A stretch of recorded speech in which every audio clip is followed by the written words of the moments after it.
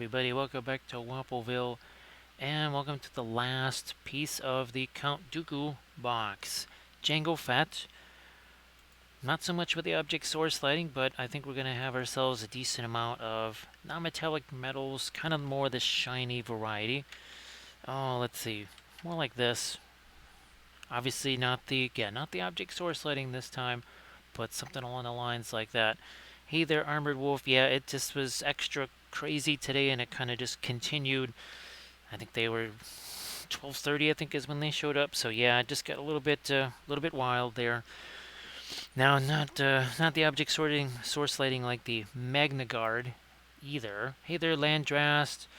Yeah, Landrast. Well, I tell you, keep seeing there's some really interesting stuff to print out there, is there not? It just I still have to. Well, at least I know where the light is. It wasn't actually where I thought it was. I was moving stuff around earlier today. I went, oh, that's where the light is. So at least now it's literally on top of the printer. So I, and I've actually been working hard to clear off the tables for the printers. So at least we've made some kind of progress there. Some kind of progress. Now, this is going to be a super complex pre-glaze here. It's going to be indigo. There's also going to be indigo. We're going to have a little bit of indigo, and then there's also going to be some indigo. So hopefully everybody can kind of stick along with that process there. The indigo pre-glaze. That's basically it. There's nothing else going to happen here. Maybe a little Mars black now and then, but otherwise, that's pretty much about it. Indigo. I'll start out with the base down here first, though. We did actually add some stuff. We had a little bit of the Sculpey to it, and then we added this 3D printed bit here from Make It Epic Basing.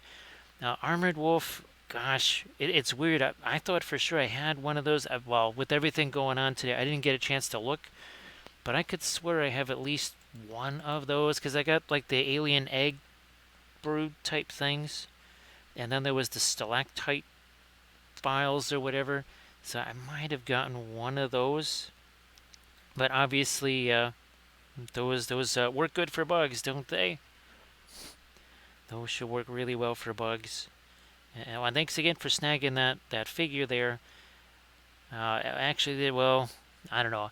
Maybe just there's a figure that she was working on that never got to finish, and just as per our conversation there, I was just wondering, should I maybe finish that off? I wonder if that might not be a good idea to do, just for a couple of reasons. For a few reasons. I don't know if you saw those media cabinets, obviously for DVDs, but I was thinking those for miniatures, because they're not so deep. Because, I mean, if you get something that's a foot deep, well, how many miniatures are you going to see past, like, the first 4 inches anyway? Because I'm looking here, and obviously the stuff that's kind of in the back, you can't see it even when it's lit, because there's just too much stuff in the way, unless it's... And she didn't really do lots of lots of monsters or whatever, so there's not lots of tall figures to stand over them. So look at, there's your super complex pre-glaze right there. Look at that. Again, you don't get this kind of detail anywhere else but here, right? I'm actually going to let that set there for a second, because you can see just how shiny that is. So we'll set that one aside. Now, this one, I was tempted to mess around with this, but I think it would have to be like, gosh, didn't we do, oh yeah, it would have to be like this guy. With the reds and such. I was almost tempted to try and get this one started. So yeah, our Armored Wolf, there were some, well, a couple of things. There were LED lights where I could just kind of wave your hand, and that sort of turns them on. So essentially motion activated.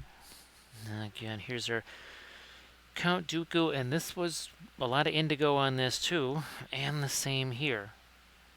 Lots of indigo on the pre-glaze for both of these guys right here. Now, I think it even worked its way over there too. But on our Jango Fett here, oh, and look at this card. So that's a little bit of to me, it almost looks Serbian or whatever. Then obviously there's your German right there. And then, yeah, that's definitely German right there. Yeah, we right to Landress. And then look at this one. That's so bounty hunter. Well, I guess that's that right there. That's your compensation, right? And I guess that's your hunter right there. Very interesting. See that? Look, you can see it's already. See there? It's a little less shiny right there. It's a little bit less shiny already in a couple of places. Now I could have just used maybe a little less thinner or something like that, and would have done the same thing. I have to get some makeup sponges here again pretty soon, because we're running low on these. Down to already opened up the last bag. I don't know, maybe it's because I did a couple of Army Painter series with episode 3, and maybe I charged through them really fast with a couple of those things. Thanks, Armored Wolf. Yeah, see, even here, look at that. That's still a decent amount left behind. And then we're just going to take, I'm thinking, well, maybe not all just, say, the Brilliant Yellow Pale mixed with the Indigo. Might need, well, yeah, I might just take some of the Radiant Blue or Radiant Turquoise. Don't know just yet. Hey there, Nixel. Yeah, Nixel, well, actually, I was hoping to start at 7:30. Believe it or not, Nixel, the Friday streams and the Monday streams used to start at, actually, sometime between, say, 6:30 and 7:30. That's when they used to start. Hopefully everything's going good there, Nixel. Hopefully all the competitions have gone okay. Now, I don't know how many more of those you have for the rest of the summer. I was just going to, for me, my sense of what point it is during the year is all skewed, but I realized, okay, it's late July, so there's still time for summer competitions yet. And again, not sure how many more of those you got maybe lined up that you're going to be participating in. So some training tomorrow. And yeah, so you're still doing the Discord stuff. I think, well, for a while they were playing Valheim, but then I guess they switched over to the Diablo. I think that was maybe in June or so, maybe, yeah, June. It seems like that's when they started doing lots of Diablo stuff. So you can see, look at this. This is pretty darn easy, right? Pretty darn easy. Now, again, it's not quite the same. Well, let me change the mode on that. But you can see there's a little bit of staining left behind. Okay, now I'm just going to get to my reference real quick here. Really quick. And where's my other one that... So it's pretty similar. Wow, it is really similar to this right here. Yeah, it's going to be... It's almost like going back to the beginning. This was one of the first ones that we did. Yeah, Nixel, I wish that I could. Unfortunately, it's just too chaotic right now. Even today, as I was telling Armored Wolf, there was tons of chaos today. Not really what I was... Well, 2 days ago, I didn't think anybody was coming here. Then it was, well, we're coming there, and then it just was non-stop chaos. So, unfortunately, yeah, sorry about that. Here, let me get some of this... There's some of our yellow, brilliant yellow pale, some of the indigo. I don't know, I may go with a little bit of this too. It's a little bit of the radiant violet right there. I think so. It's a whole bunch of different things here. Obviously, some things are problems with not being able to get to paperwork because the person who knows where it is not around anymore. So that's also a problem. And that's one of the things that was causing lots of extra chaos today. Now let's just get that. Now this is going to be two different. This is going to get a little bit more of that yellow, brilliant yellow pale mixed with the indigo. This is going to be almost a little bit more. don't want to say towards the violet side of things, but definitely not quite as neutral. Like so. And then also too, I basically haven't printed anything since May, and that has to change, and the only way that's going to change is to spend many, many, many hours kind of tearing apart the basement and going through things little by little, because it's not just, oh, grab this and throw it in the garbage. It's see what the heck this is and then go, oh, it's this or that. We'll do, yeah, that, well, we can always, again, come back with our yellow over the top of that. Again, the brilliant yellow pale mixed with the indigo. That's going to be much more the brown slash tan than what we've done on some of the other Mandos, but I'll find a little bit of that on here. And there.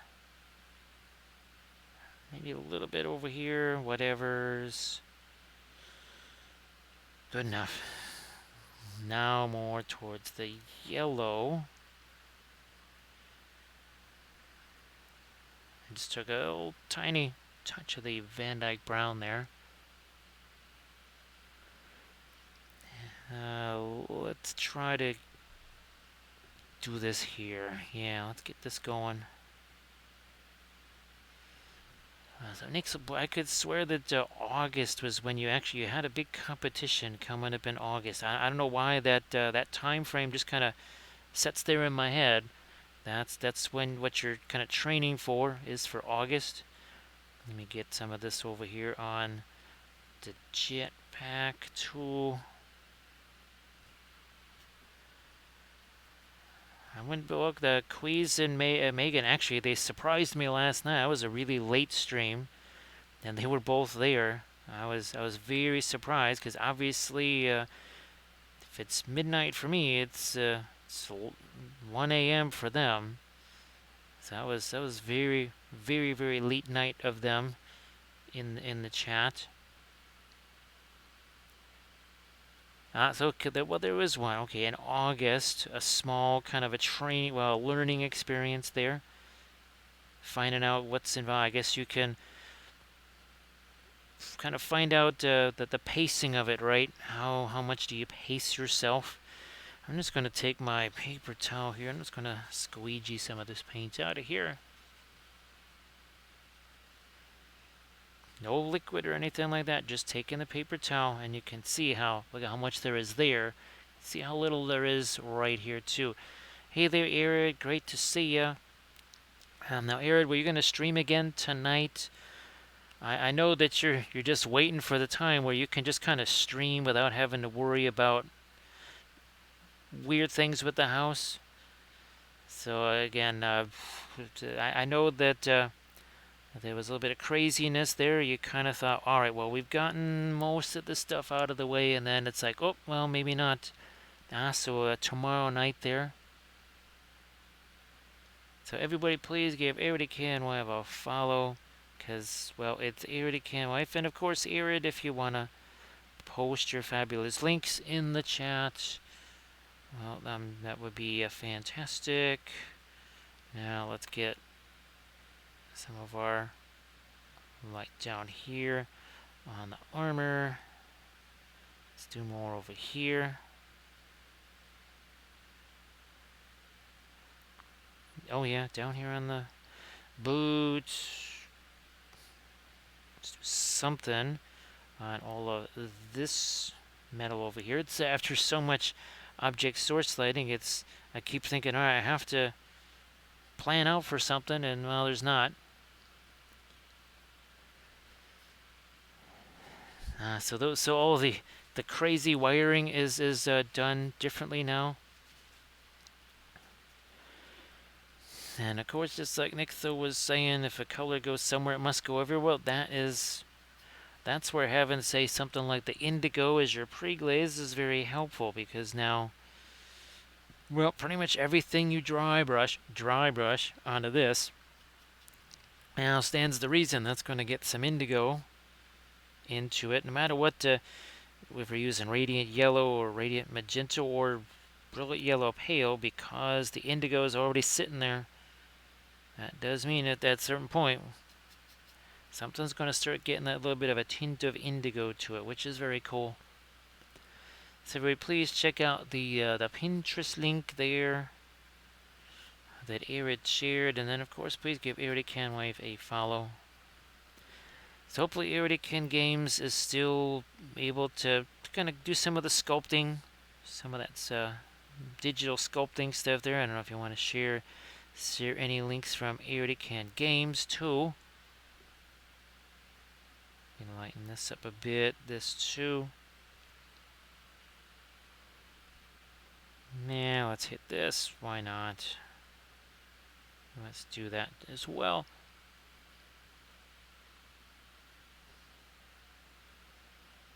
So yeah, next up we've done a ton of object source lighting. And actually all the other figures in the box had object source lighting between Dooku and the Magna Guard.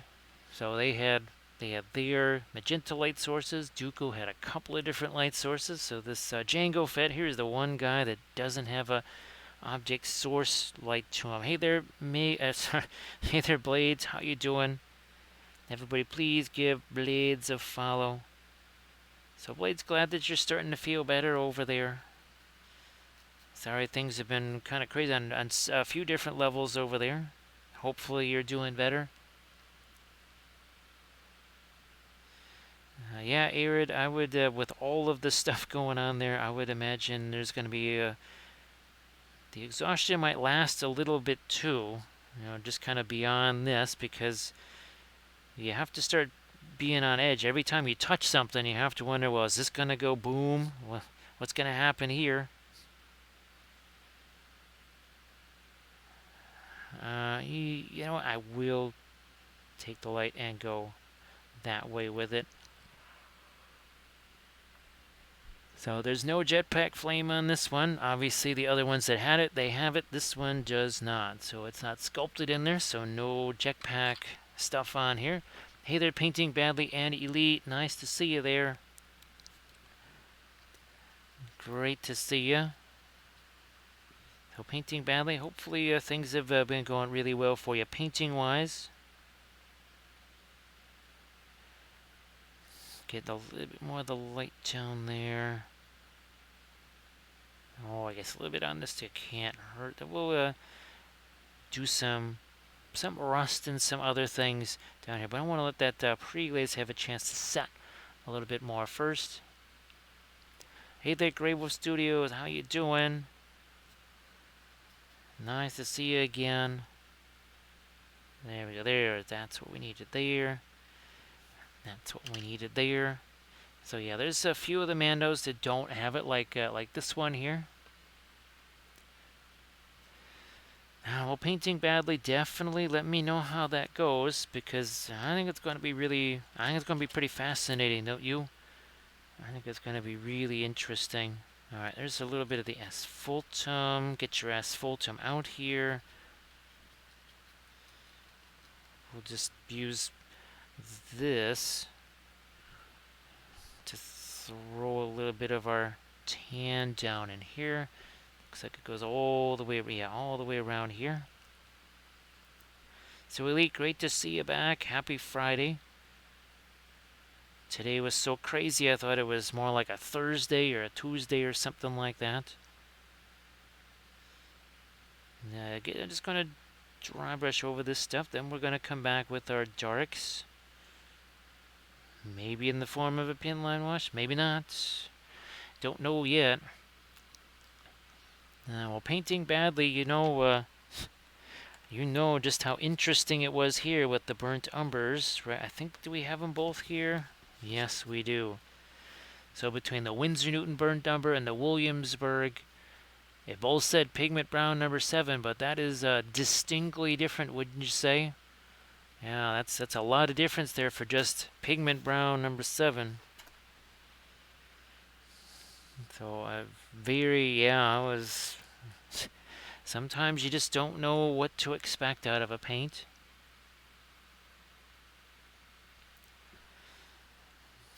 back to, yeah, see, this is almost going to be kind of a pinline wash type of effect here. Not quite. Close, but not quite.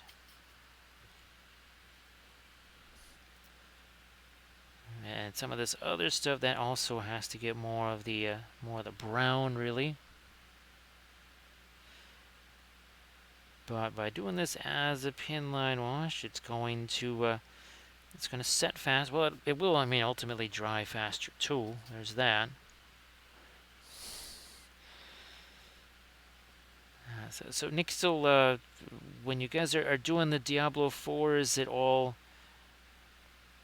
kind of doing it basically teamed up to kind of maximize development and leveling, or do people kind of go off and do their own little side quests too, just to try and get more of the experience, or find more of those treasure goblins or whatever?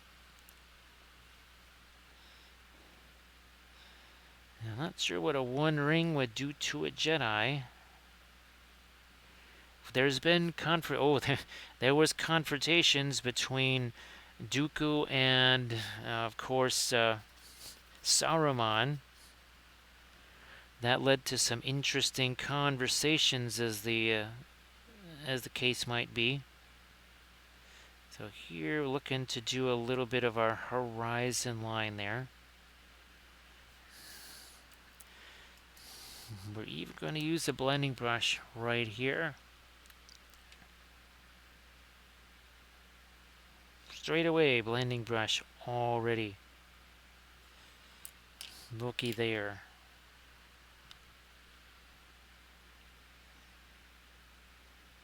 And we'll do the same. This away. Here we go. Again, that horizon line needs to be irregular, somewhat rougher. Where did my blending brush go that I just had in my hand? Nope, that's not it. This is it. There you are. Once again, we'll take the approach here of just tapping away at that. I'm going to do the same here, like what we've done to our other helmets. Again, give it that somewhat of a horizon line there. So Nick, I'm guessing that your Beskar armor or something like that, especially a Beskar helmet, probably is more effective against alien brain probes than your standard tinfoil hat. Might also be somewhat more effective against blunt objects. I'm just going to hazard a guess there.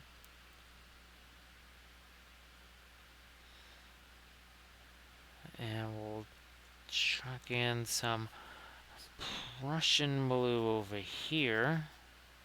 It's a little bit like what we did with these guys. Remember, we did that Prussian blue glaze over those portions right there? So Elite, I hope that you've had yourself a really great Friday. Here, let me get a touch of it there. But it does have to be more of a pinline wash. It can't be something where we're really brushing that on.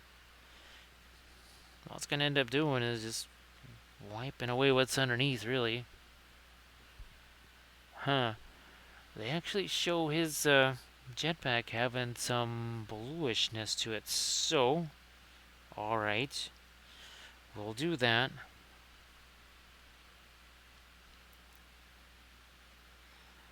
Yeah, Nixel, at first I wasn't quite sure what you were referring to there. I just kind of said, well, there's a helmet there. My guess is that it's some kind of Beskar helmet. So I just thought, well, we'll throw those pieces together and see if that's what it is. There's my indigo.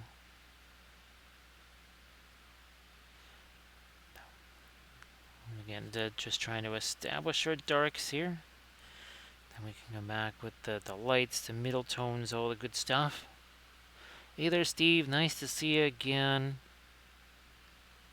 hopefully you are having yourself had yourself a good Friday. Hopefully you and everybody else has some good stuff planned for over the weekend. Now, Arid, no, I'm not. Anything I say is just gonna jinx it, right? Anything that I say will simply jinx everything. So I better keep my mouth shut, right, Arid?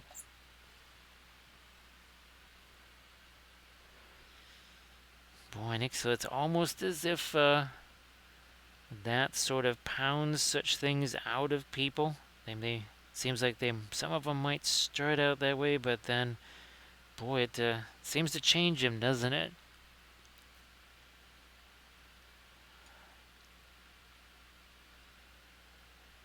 So yeah, there was what was the meme? Oh yeah, there was some kind of meme. Oh, that's right. It was it said airport, and one of those the kind of the powered little cart things that they use to bring all the stuff up to a say like a 737 to load that thing up, and it's swinging around wildly, going all, just knocking everything down. And they every so often one of these guys tries to like point at it or something like that, and one says that's Aragorn, another one will say that's Gandalf, and then all of a sudden this other cart just drives and smashes right into it, and the label on it says two hobbits, and the stupid cart is smashed to pieces, and it's not wildly flailing around anymore.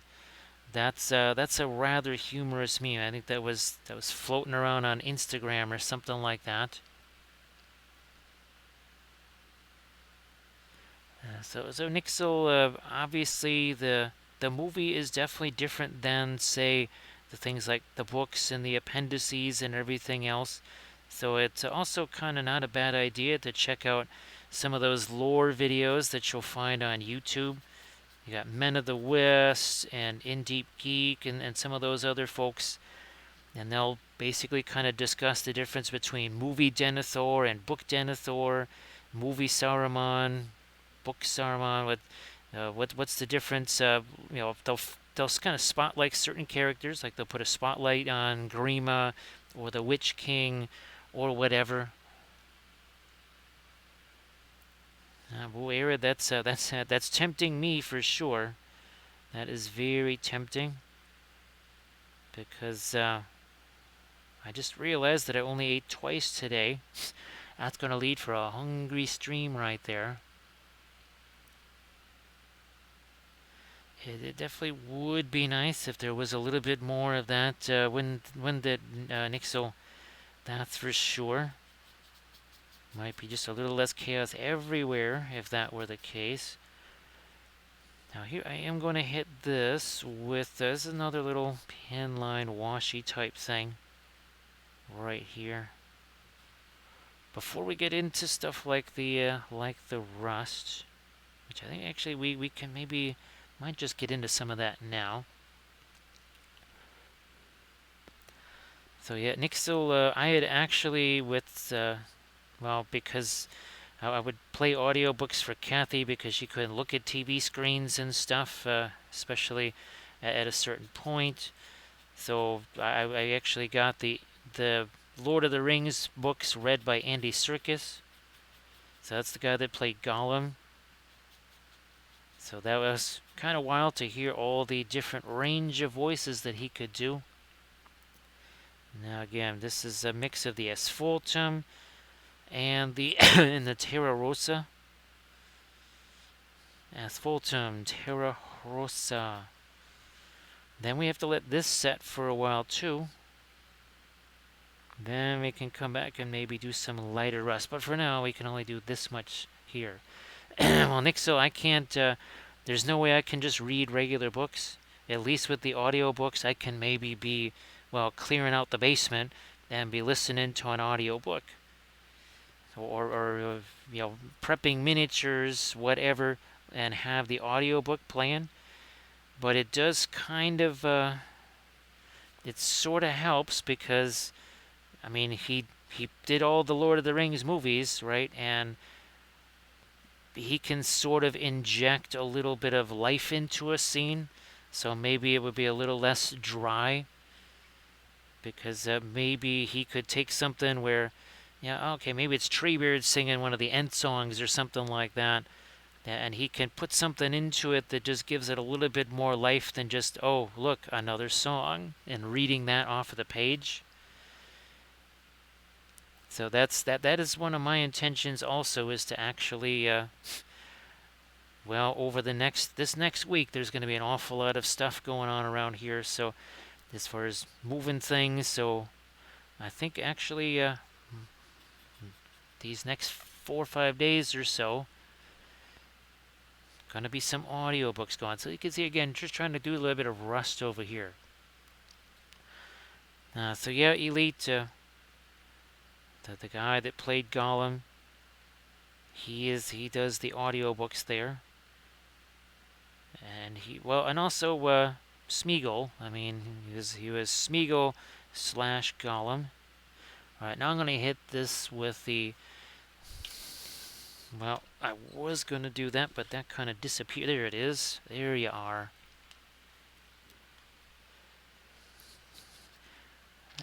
Then we'll just grab whatever. Not one of my blending brushes. We'll just grab this here. So again, this right here is an extra piece of Sculpey. One of the texture rollers that was added there. And then one of the Make It Epic basing bits. More this way. Yeah, it's really incredible to hear him doing a Treebeard voice. And then, of course, he does Quickbeam's voice and does that differently, too. So really, I mean, obviously that's why he does the voice acting stuff, because he's really able to really change that voice significantly. So these it's weird because these seem bigger than 40 mil, especially since a typical Lord of the Rings cav unit is on a 40 mil base. These just seem so much bigger, but it's essentially the same.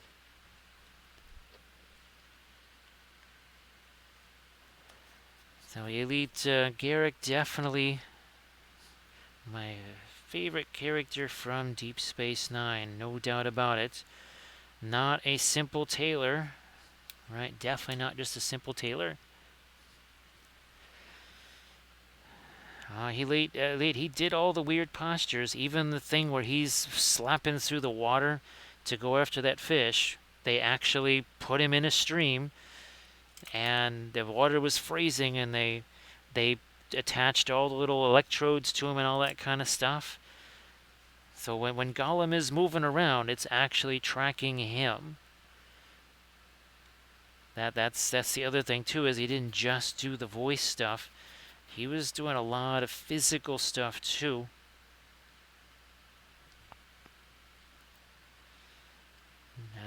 Again, just trying to keep this as broken down as I can. Like this. Now let's start to work in some of our horizon line here.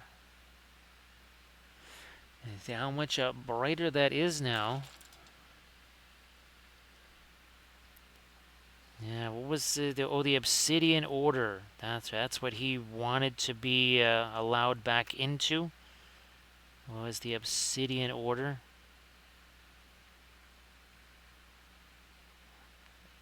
The other thing too is sometimes you just have to let the paint that's on that brush just kind of use that up instead of kind of constantly going back and getting more. I'm going to actually take some of that off of here.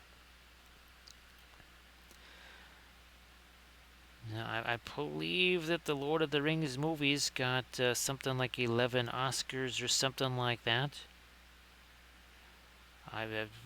It's very possible that he got some kind of acknowledgement for all of his work on that. Hopefully so, right? Definitely want to. Hopefully he got some strong recognition for all that. Back to my light over here. So Nixel, will you be playing some more Diablo over the weekend then? All right, we just did that. I'm gonna find myself a small. Use this as a blending brush, maybe. Time for a little bit of this again. Tap, tap, tap. See, it's not so much about blending the paint together. It is, a lot of it has to do with those brush strokes. Just getting rid of those. Elusive Goose, great to see you again. Boy, it's been a while. It has been a while. How you doing? Haven't been having some fun painting. Well, another set of another box of Shatterpoint miniatures. Yeah, words. Not so much today. I guess I have to prep the next box. But the thing I really have to try and get done for tomorrow after the stream is see if I can get some of those. Boy, I almost said Conquest again. Some of those Eldfall Chronicle figures on bases.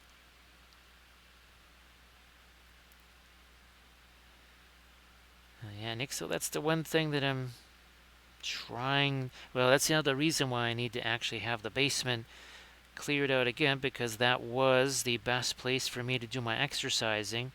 And well, when that became a no-go area, then that really, really, really impacted the exercise. Now, just all the physical work that I've had to do on and around the house, that has made up a little bit for months of not being able to do exercising. That's kind of the hard way of getting that conditioning back. But I still want to do my regular exercise. So, Elusive Ghost, what kind of things have you been working on since we were last hanging out here on the stream? And again, I hope that all is relatively well, at least. Gonna catch a couple little ladder edges here. We'll do this. Let's do this right here. Need some edges on this. Blending brush, because reasons. Just like that.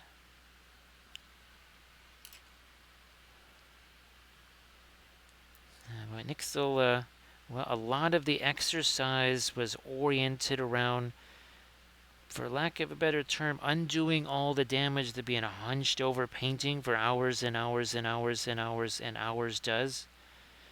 And then a few more hours after that.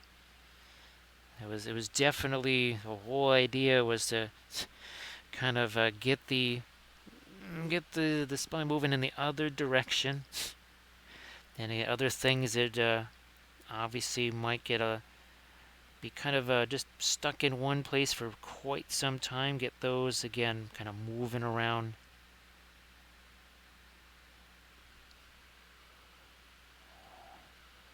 Oh, so it's plastic spoon time for Elusive Ghost.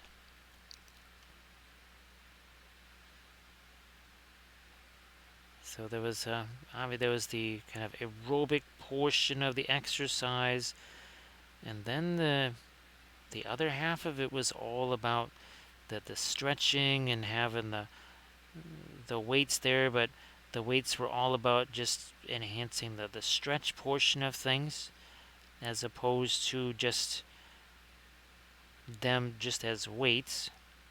Let me see if I can lighten this up too. It was almost a little bit like yoga, but with weights in some ways, but with a lot of repetitive things. It wasn't doing all the different poses and stuff. It was just, well, we're gonna do 440 of these little leg press things, but with 20 pounds of weights on each leg.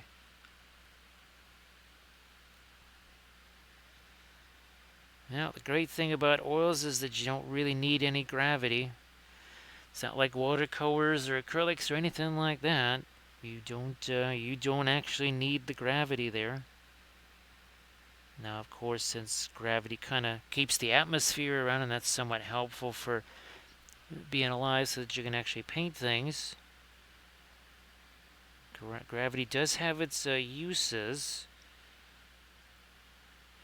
When those parts of your miniature that you're trying to assemble, or the painted miniature, falls on the ground, that's definitely a case where gravity kind of does you wrong right there. It's not doing you a solid doing that.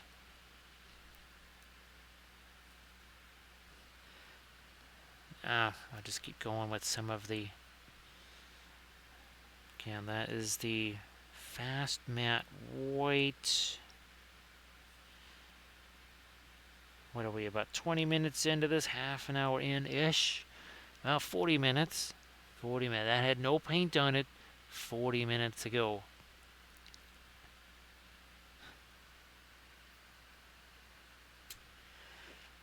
I'll throw some more over here. Take that blending brush to it. It's hashtag no layers.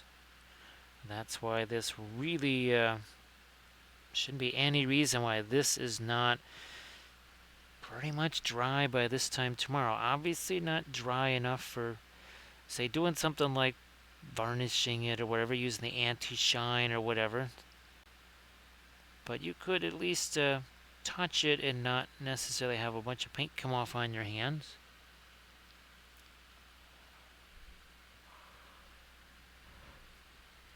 So Elite's talking about some zero gravity painting there. Now, of course, on B5, believe it or not, baseball was still very much a thing. Actually, Sheridan, he would find a zero-G portion of the... I think he would kind of do that sort of by where the hydroponics was. And then Garibaldi would come up to him, and I think Garibaldi would talk about how Mars, they had their baseball team, but of course all the home run stats were skewed because of the reduced gravity. Pretty sure on Space Above and Beyond, there was also, I think that was more about, that was more of a football discussion, and how long of a field goal could you kick on certain other planets where the gravitation is somewhat less than here. And obviously some longer passes too.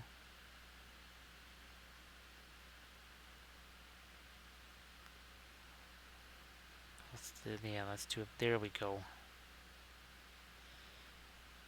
Now I believe with Canadian football, the field is 120 yards long and 60 yards wide. And what was it? Do you have... well, I was going to say the Calgary Stampede, no, but I think you have there... I know one of the teams is the Rough Riders.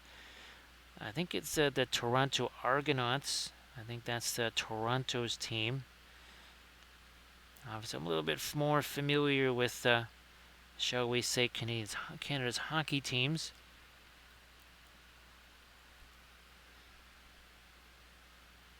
I wonder if they're the size and shape of the old NFL ones there.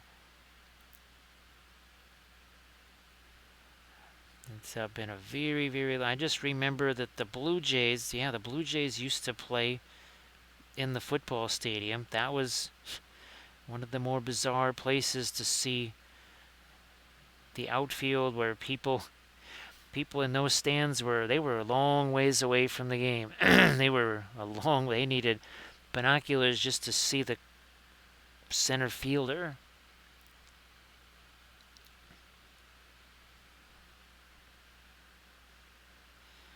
So is there, what, about a dozen teams in the league there, Nixel? Now, of course, with Kathy and I, once we got hooked on Aussie rules football, that was, and boy, I still haven't looked to see. Oh, now it is the weekend again, so not quite sure if the Bulldogs are still in the top 8, and I'm imagining this this is not the last round. It has to be the next to the last round. So yeah, that was a long time ago, back in the 90s. Well, the 80s, really. Yeah, the 80s. I still remember the Expos when they played at Olympic Stadium. We'll get some more. There we go. I think Tim Wallach was probably the one Expos player that comes to mind. Okay, I'm going to use a little bit of the Prussian blue here on this, and then we'll be using that same thing on the helmet there.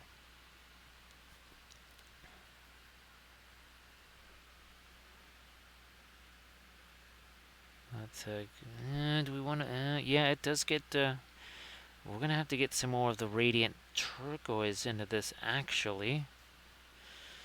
All right. Well, we got it sitting right over here. Let's do that.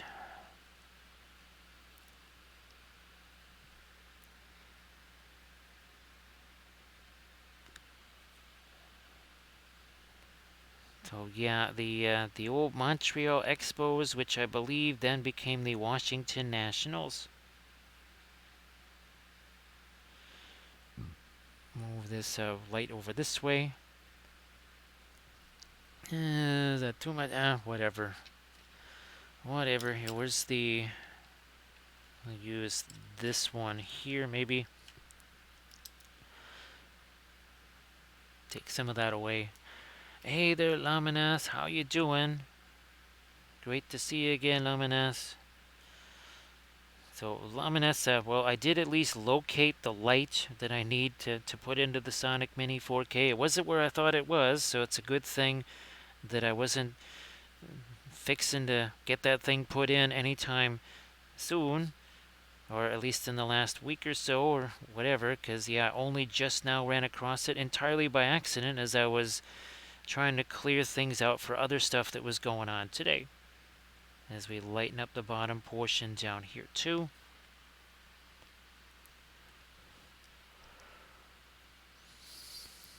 So, yeah, that was back in the 40s. Back in the 40s. Then there was also I think there was the Washington Browns or something like that, too. They had a few teams, which all went away.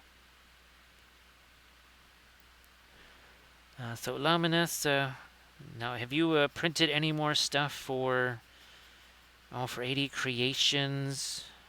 Hopefully, whatever issues she was having, those are, maybe she's got those under control now. We're going to add a little bit more of our light here, too, to Jango Fett's mask here. Well, to around the eyes anyways.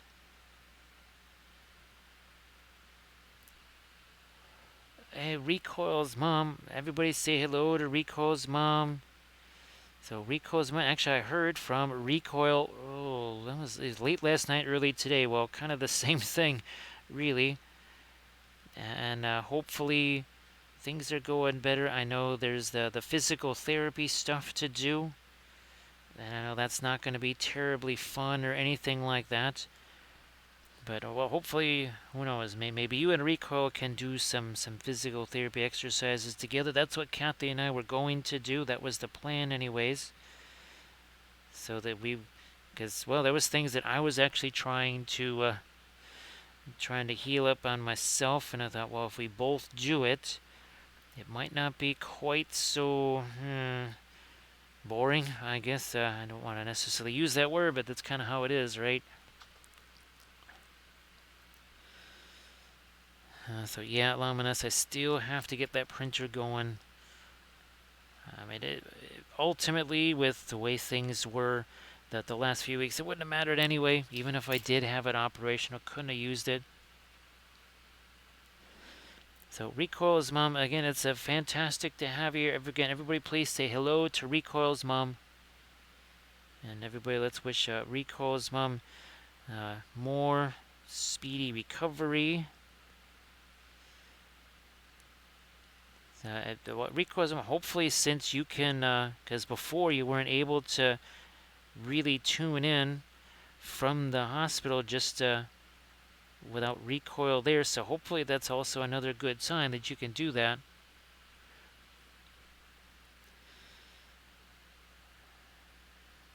What, have to come back with some of our darks again too, but let me also, before we mess around anymore with the metal, let's do a little something here on those pouches there.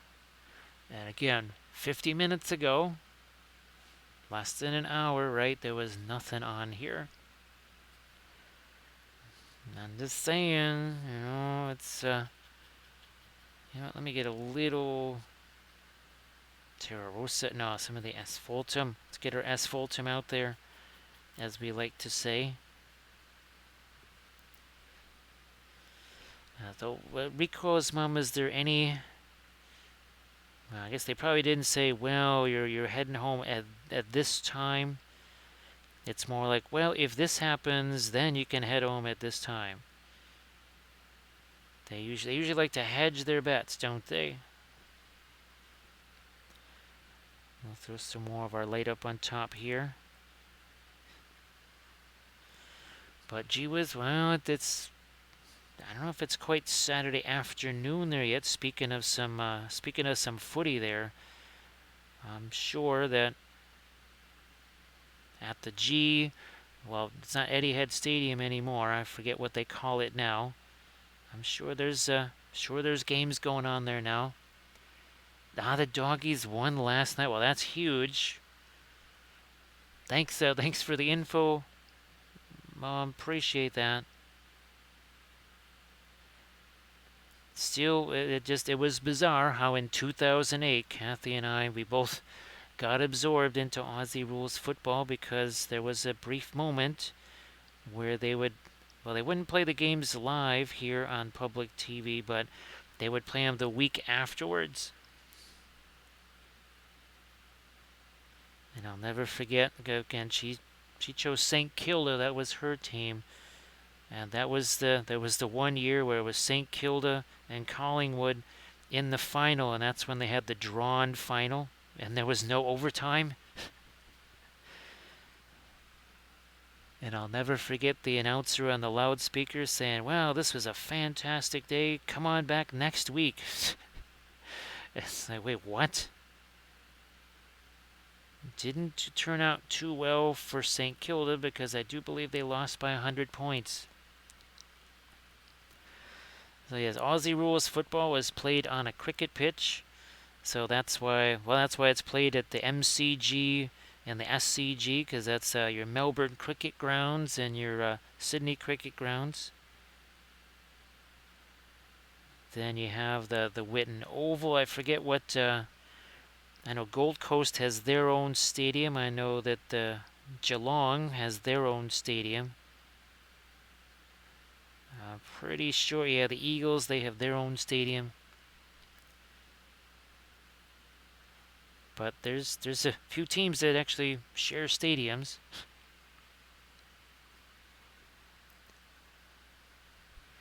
So yeah, geez, Rico's mom, was that the last week of the season?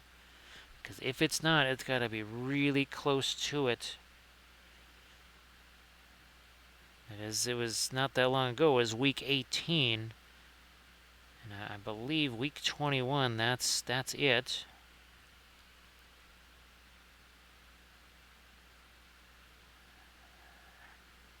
And I know, well, actually, Rico's mom, I was sent, the same person that sent us all those Tim Tams, well, about a year ago, they sent an even bigger box of Tim Tams. At least it felt like a bigger box of Tim Tams. And there was flavors that were not in the first box. There had to be at least a dozen different flavors of Tim Tams in that box. And then not Werther, it was Worthington's or something like that. Worthington's chocolate. Now he sent that as a sample. He says, I don't like this stuff, but you try it and you tell me if you like it. Hey there, Arathu. Now, Arathu, remember where we were going to have our own evil lair, right? It was going to be for gaming tables and all that. Well, we'd also have to have an Aussie rules football field there. That would be another requirement for this evil lair. So I'm not quite sure just how how crazy it might be playing Aussie rules football in a Norwegian fjord, but we can give it a try, right, Isidore? How you doing? Great to see you, Isidore. I hope that you're doing really well. Everybody, please give Isidore27 a follow. So Arathu, is Pyro Club doing... I didn't see Pyro Club live, so I wasn't sure if they were... well, maybe... No, I didn't see them live, so I guess maybe they weren't doing their thing tonight.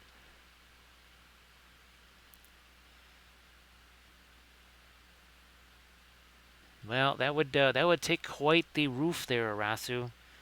That would take one heck of a roof because, well, a cricket pitch is what, about 160 yards long, something like that. And I think it's about maybe 90 yards wide or something.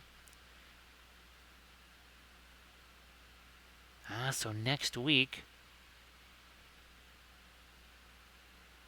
Recoil's mom, it's actually it's great to, well, not just have you back in the chat, but if you were able to kind of do all that right without having recoil there, that's got to be, it has to feel much better than, I don't know, say a month ago or so. So no Pyro Club today. I don't know, maybe Sunday or something like, well, I don't know, that's not really a big hangout day for them. Yeah, Arathu, it's gonna, well, you know, if you have something that large, we'll be able to have plenty of gaming tables there, right? And plenty of areas for painting. So Isidore, sorry that you have one of those the summer cold. Well, no colds are fun, but summer colds, they have their own extra level of not fun there. Let me get the little extra light along this edge. Same along this edge right here. Mostly just the brilliant yellow pale.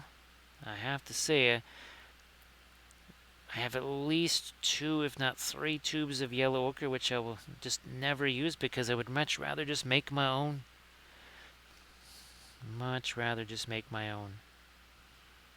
Because, well, I can use things like radiant yellow and brilliant yellow pale, colors that we know are really hefty, right? Not wimpy, like yellow ochre, which is not necessarily opaque. It's certainly not staining. It's kind of a whole lot of not much. It's a lot of not much. That's what it is. Even this has there's a little bit of the radiant yellow in this, and, well, probably some of the other, even the asphaltum might still be mixing in there just a touch.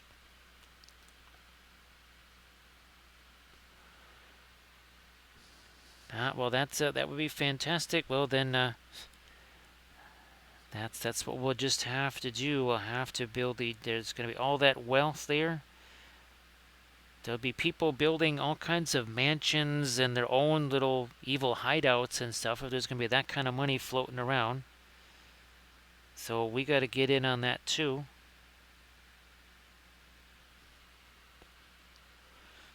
Yeah, just think of all the free painting classes that we could put on there. Tons and tons of free painting classes. Everybody's having a blast. I'll see if I can't just get a little bit of light on top of this. So yeah, just like that.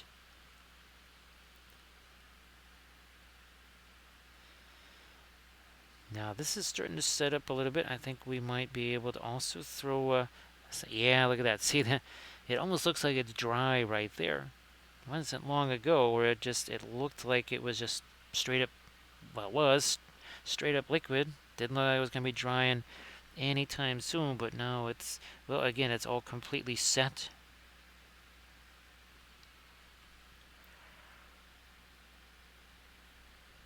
Now, Isidore, I'm guessing that with the cold and everything, you probably haven't really had too much of a chance to stream or anything like that lately.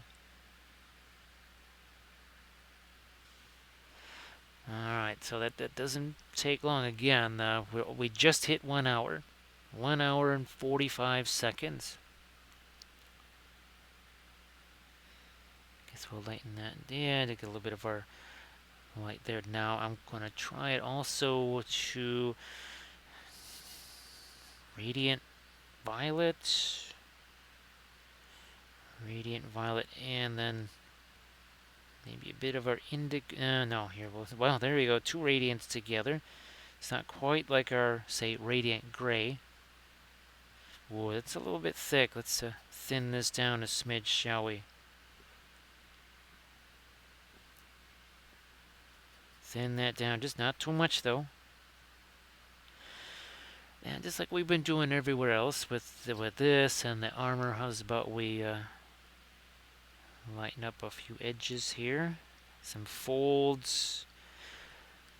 Yeah, that's all basically, yeah, that's all cloth. I just did a little double check there in my reference.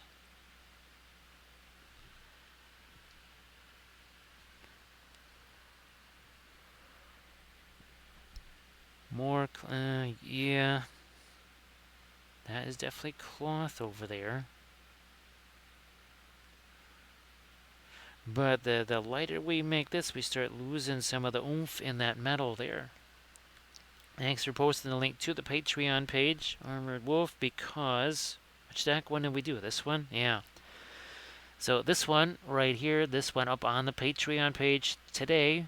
So earlier today, another one of our painting Shatterpoint. Actually, 3 episodes into that series. It's hard to believe already. 3 episodes into that.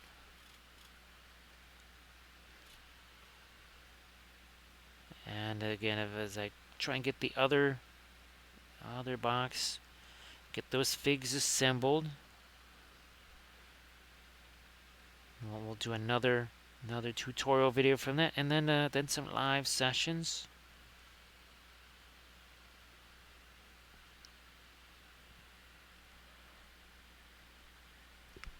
So yes, and of course the as we know, the evil lair painting citadel thing, well, that's also going to be well stocked with medicine, right, Arathu? There'll be plenty of different medicines there. So for whatever ails you, right, right, Arathu? Oh, geez, actually, Arathu, well, it is the weekend time. I wasn't sure if you've got if you have any plans there for heading south, or will they be heading up north? Just taking this blending brush to this, that's all. Just a little bit tap, tap, tap, that's all.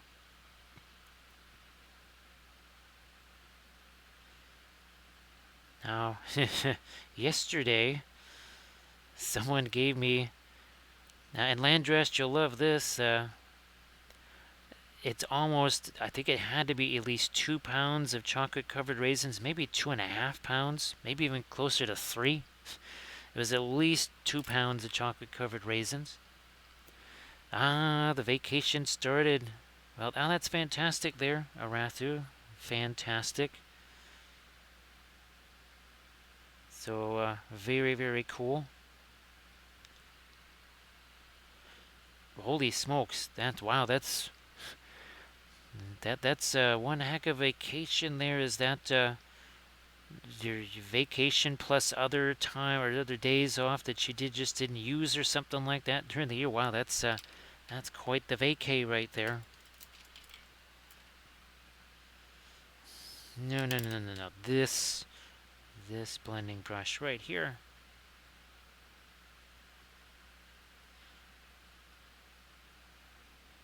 take it. Well, okay, fine. We'll use it on that part too. Again, I can't go too light on this. Now I am going to go back in this. I'm actually going to use some Brilliant Yellow Pale there. Holy smokes, that's 2 months off. That's 2 months. Wow, that's pretty incredible there. That's mind-boggling. Well, you remember when my last day off was, so that's why it's particularly mind-boggling to me, as you already know that. So that is pretty incredible. Well, royalty has its privileges, right, Arathu? So the King of Norway, I guess, does deserve to be able to take 2 months. So yeah, that was in 1989 was my last day off. Haven't had any of those since. That's the life of the self-employed. Just ask Armored Wolf. Which, by the way, and of course it's earlier now, so it actually might be a little bit more relevant. If you're heading over to Gen Con, booth 2707, that's where Armored Wolf is going to be. So you're going to want to head over there. You're going to want to get plenty of dice bags and all the other amazing leather goods there, again from Armored Wolf.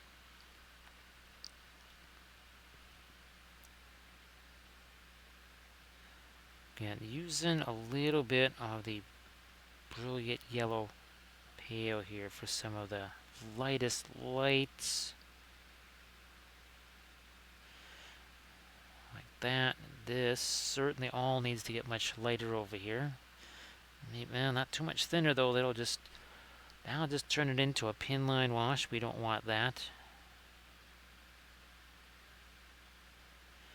I get the edge of this picked up a little more, definitely over here.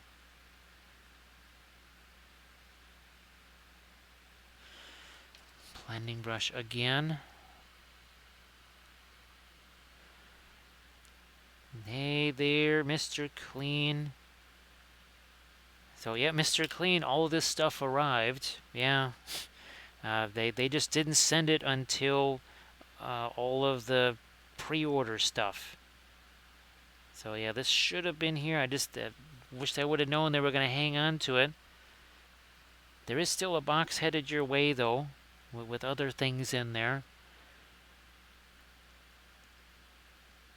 So yes, when I was telling you the story there of the, I think it was at the last stream or the stream before, the Civil War dwarf armies, the team tournament, there's Mr. Clean.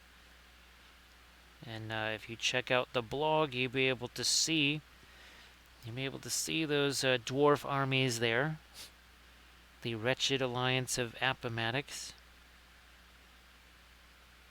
I was even describing to some folks how we took it to having ourselves some costumes and doing a little bit of cosplay and role-playing there while also playing the games.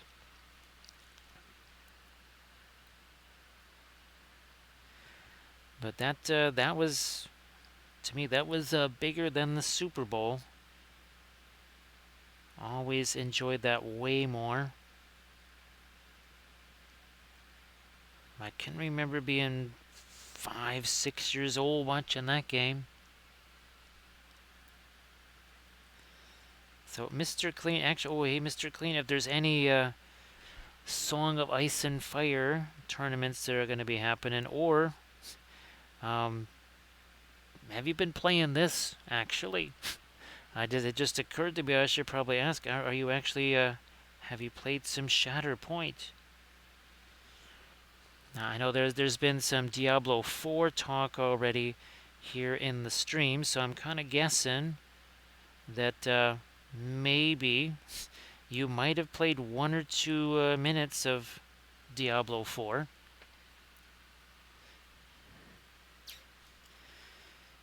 And of course, Mr. Clean, I definitely make sure to tell folks that last game where the tables were turned and we switched sides and actually joined our respective opponents, because the wretched alliance of Appomattox was not going to last forever, that's for sure.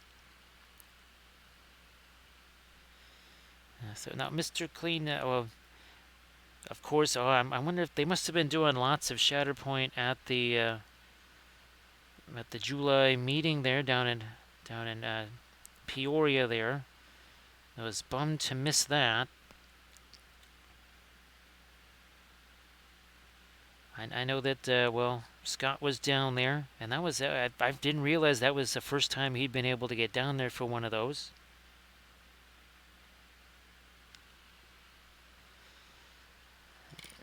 Where's the blending brush here? What are we going to use? We'll just use this here.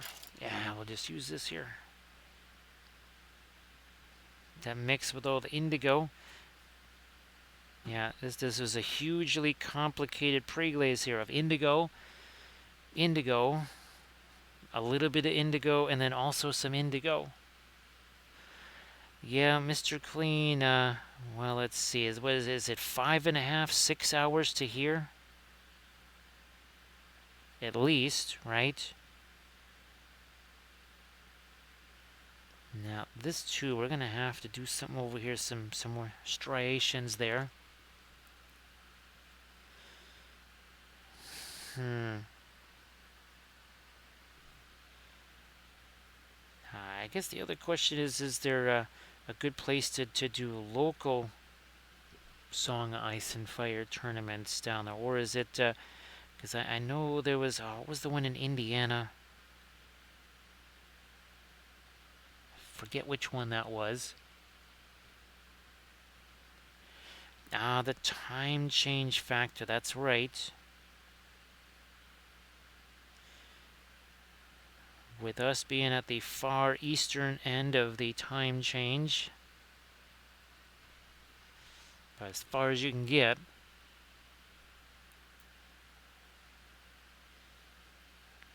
Now, hopefully K is doing, K and M are both doing really well.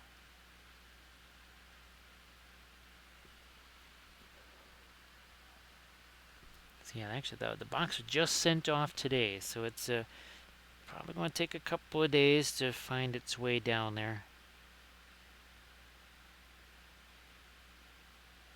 And I'll definitely be sending other boxes too, but it's a small box. So great. Well, yeah, great. I was just about to say, do you want to post all your armies there? And I'm thinking, no, that's Lord Dave, but you have all of your, you have tons and tons of Zombicide figures that you can post in the chat. So if you want to post those, that'd be fantastic.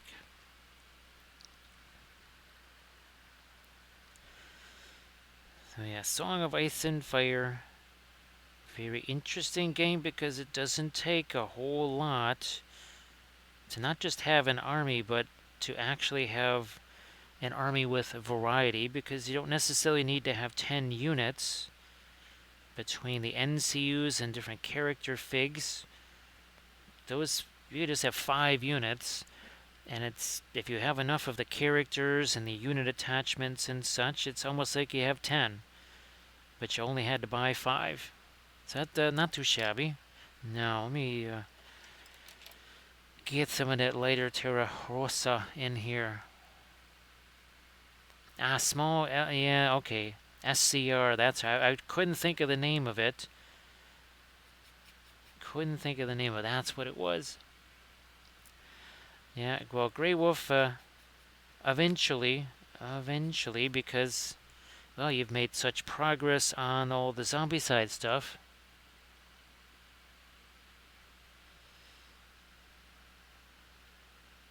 And hopefully that's, I mean, that's, what is that? 3.5-ish hours away then? No time zone change?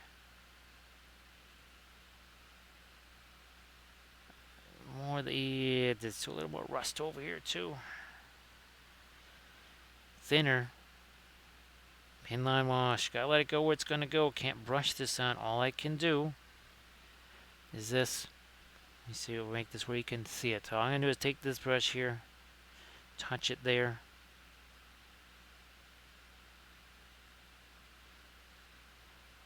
That too bad we did get a chance to try the oils out together like we did with the, oh gosh, what the heck were they? What was the drop zone? Well, drop zone and drop fleet commander. Those were the games. I still relate the story of when we were looking for those makeup sponges. Yeah, and that was an interesting experience there. More than one person has kind of almost experienced a similar thing.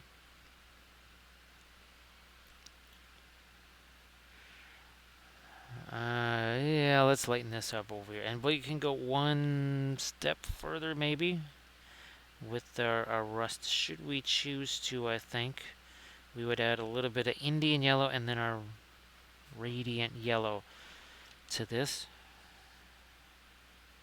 Yeah, just going to take some of that and smush that around.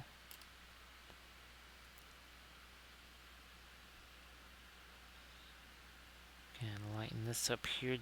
It's, well, lightning is relative. Right, Denethor, speaking of light, Denethor is like, I'm my own object source, like, because I'm like on fire. It's like, again, what is it with all these guys pointing stuff at me? You're always pointing something at me. He's like, well, oh, fine, here. Still pointing stuff at me. But then again, you guys can't shoot straight. They're kind of like my archers. There's a big line of orcs outside the walls. Just shoot at the big mass of dudes. You're going to hit something. No. They have to, I got to shoot this one guy. So, Denethor, how you doing? Nice to see you again. I'm going to go, yeah, let's darken up some of this again. I'm going to take, go back, as this stuff says. So, see, that's all kind of got that watery look to it. Give it 15 minutes. It's going to look like it's bone dry. So, Denethor, great to see you back as always. We still have to calculate the precise distance that Denethor ran while on fire. And of course he was still on fire as he was headed on the way down, so we would technically we got to count that too. Because, yeah, it wasn't until he hit the ground, really, when things kind of maybe came to a conclusion. Rather sudden, but still a conclusion. That might have included a concussion. Throw some darks right along this edge here. Going to sharpen this stuff up. Like so.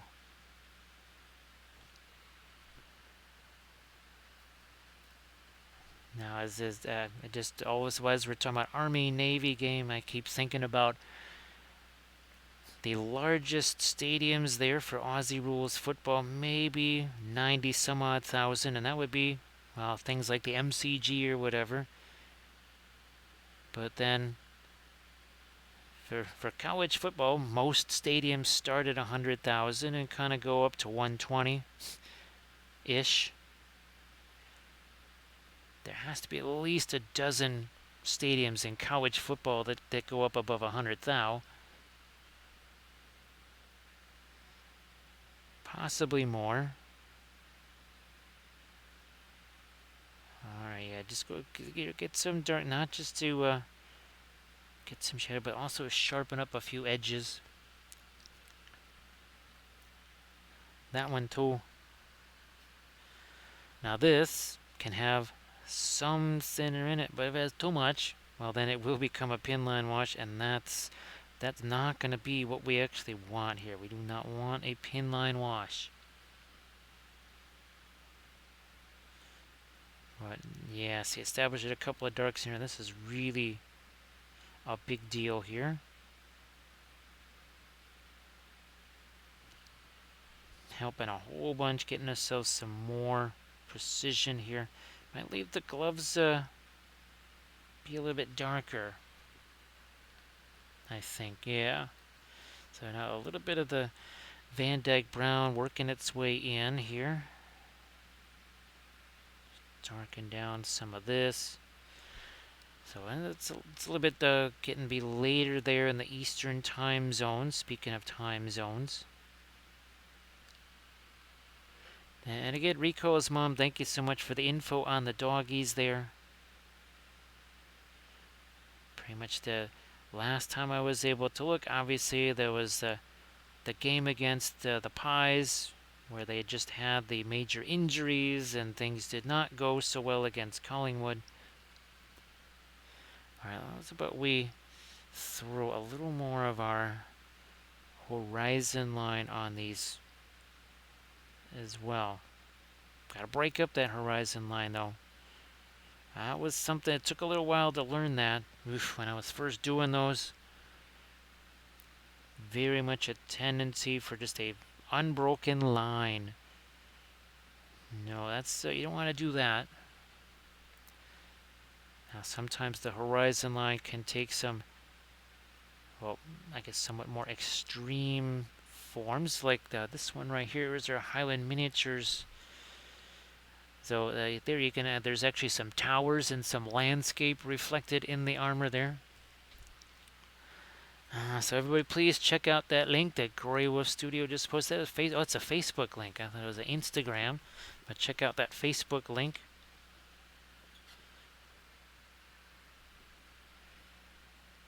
Oh, here we go. Same thing. We darken this down. Sharpen up some edges here.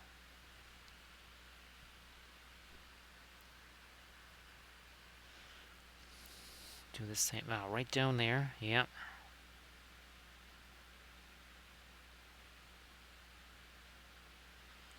You know what? Alright, fine. We'll do this too. We're going to change this up a little. Where's that micro blending brush? There you are. There you are. We'll just take this there. Push that down this way. This also needs a, but you see it's a shape. It's not a line. We'll take and we'll soften this side of it. So yeah, not lines. We want shapes as often as possible.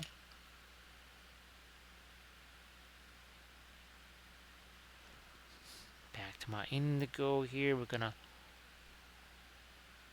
tighten up that edge. Plus this one for the missile right here. So I look at, actually, believe it or not, they have this as, the antenna here is being darker, but, well, pretty much already is. We can just do this then. Alright, fine. We'll change the color then.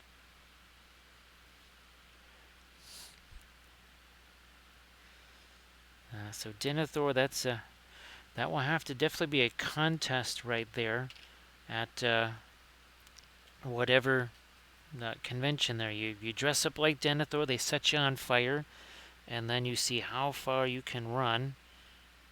I'm sure that's a contest that would go really well.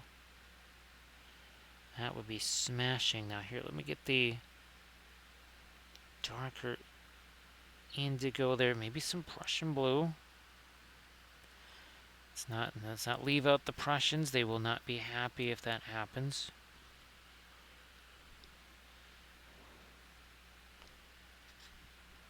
Right here, the jetpack's gone in the way, so we'll throw that over here.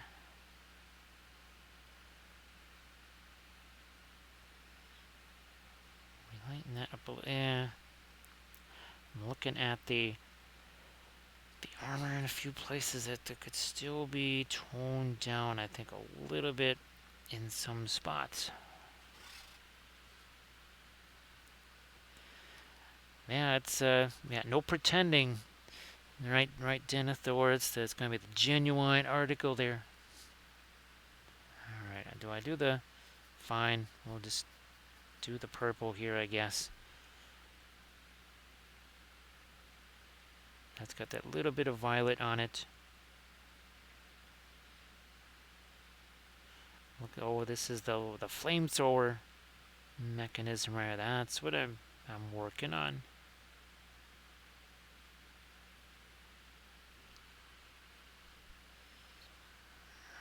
for the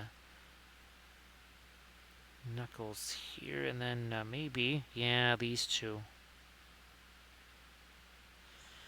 And sure enough, look at that. See that? Look at how flat that is. Remember about 15 minutes ago, it didn't quite look that way, did it? Did not look that way at all.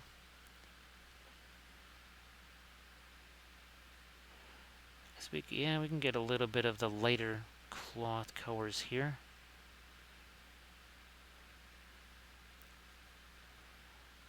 Let's connect the dots there. That's better.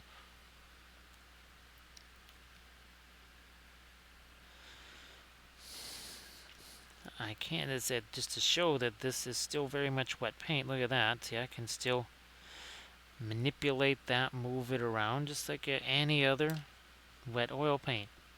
It looks dry because Terra Rossa dries so incredibly matte. It's different, very different than most other colors. There's only a few that tend to dry that flat and that matte, and ironically enough, a lot of them are kind of from that same family of colors. Mars Black is one, and I'm pretty sure, well, Mars, is it Mars Red? Yeah, the one that I haven't had a chance to try yet. Mars Red, that might be one of the final videos of July, is maybe one of those comparison style videos.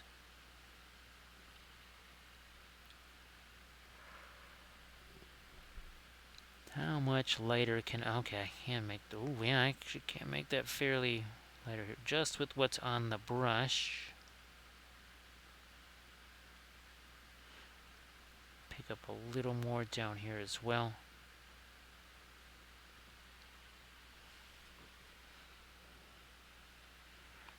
Guess I could use not just an edge there, but that whole panel back this way needs to be a little lighter. And we did that over here.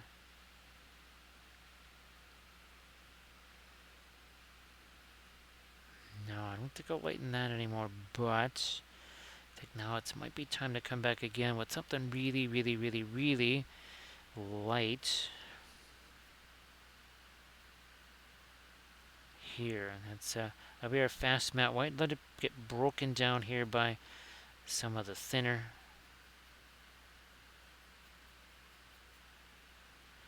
I might just also take my paper towel to this. There we go, and just get rid of and some of the excess there.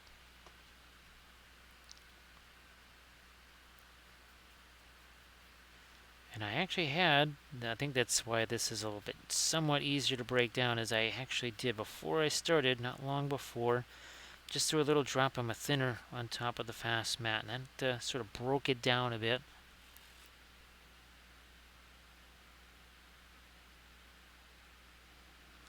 Yeah, there.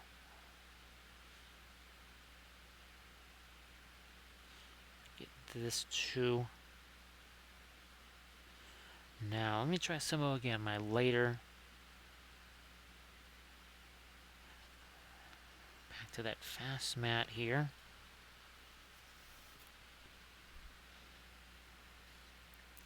It's a huge big old blob on the end of the brush tray. Look at that, like, what happened with that brush? It's alright, no big deal.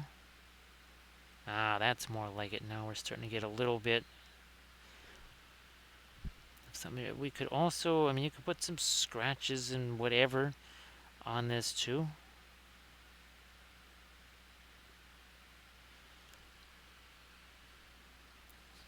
I better get a little bit more light in there. Maybe the arm is being reflected on here too. Maybe something like that.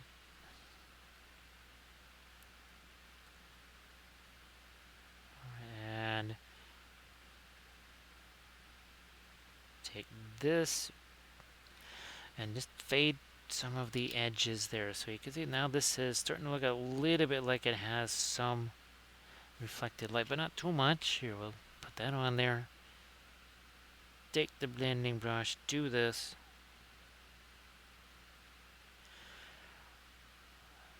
Hashtag no layers. Lots of nice blending happening there. I mean, all kidding aside, it really does save a huge amount of time. And as we were painting, remember, it was this one last night. There were all kinds of hard to reach areas on this thing, and all I had to do was just basically shove that brush down in there, slap some paint on it, then take maybe one of our blending brushes, right? Now let me see. Yeah, see, that's dry. Did I not say that there will be parts of this that'll be dry by, and this is less than 24 hours. Less than 24 hours. Now, if everybody could, thank you so much, Armored Wolf, for posting the link to the GoFundMe right there. Again, that's, well, especially a lot of the stuff that we were dealing with today at the house, that's what the GoFundMe is for. There's some mega projects here that quite literally require heavy equipment, as in cranes. So that's what that's going towards. Amongst, well, now some other things after all of the weather stuff. So all the folks that have already contributed to that, we're very grateful. And that helps out a ton. Gonna try and get a couple more of my lights over here on his helmet. Maybe a little reflected light back here too. Which we'll take our micro blending brush too.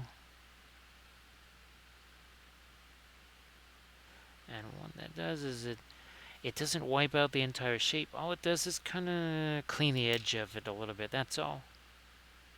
No big deal.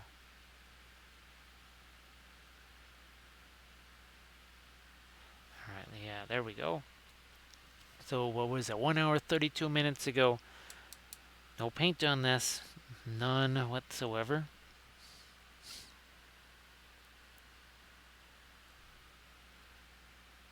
I'm just saying that we're getting plenty of our non-metallic metal effects in here.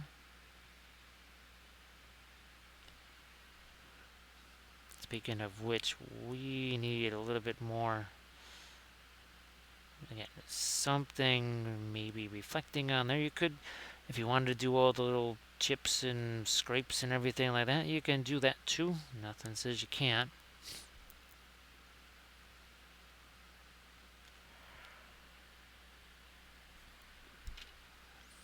Taking this blending brush, just drop some of the lighter colors on it. Now again, we'll spread that along here. So much easier.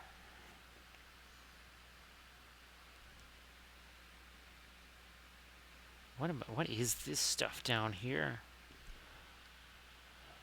It was just really funky, and of course there's no pictures to really show exactly what these are on top of the nozzles.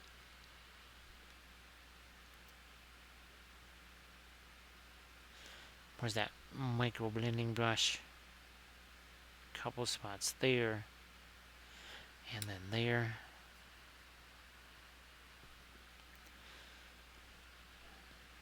Nah, here, let's do.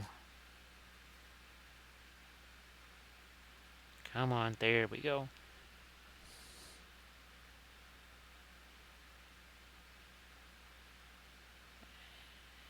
And yeah, oh, the rest of the glove.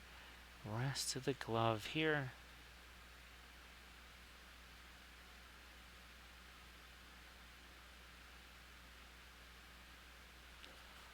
Hey there, Bitron, how you doing? So Bitron, you want to share the links to your, I almost said Shatterpoint stuff, but to the new mechs that you painted? That'd be fantastic, because I know you just posted those to Instagram today. So yeah, why don't you post those up? Those were looking really nifty. That way people can see all those brand new mechs that you got painted. No, bounce into Conquest. Well, actually, Bithron, it sounds like after all of the getting the craziness kind of maybe sort of in the rear view mirror and doing a little bit with the mechs has kind of gotten that hobby mojo back. So check out that Instagram link there. That's by Bithron. And check out Bithron's again. There's lots of different stuff. There's obviously the mechs right there, but there's terrain, some small scale miniatures as well. I want to see. Oh, okay, we'll give it a shot here. Not sure if that's going to work the way I hope it will, but we'll try here. This right here on his chest. Well, looks like we were able to sharpen that a little bit. Yeah. Yeah, Bithron, not a bad idea. Not a bad idea at all. Just kind of keeps things fresh, doesn't it? Alright, well, we're going to get some asphaltum out here. Or get our asphaltum out there, as we like to say sometimes here. I'm going to try and add a little bit of the asphaltum right here. For that edge. And then maybe a little bit here too.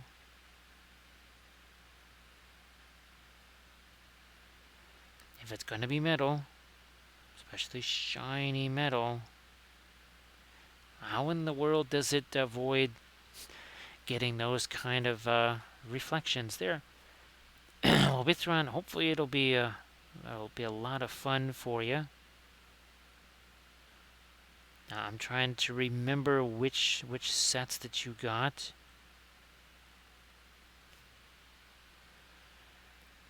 What's happening here with this? Does it need a horizon line? Maybe.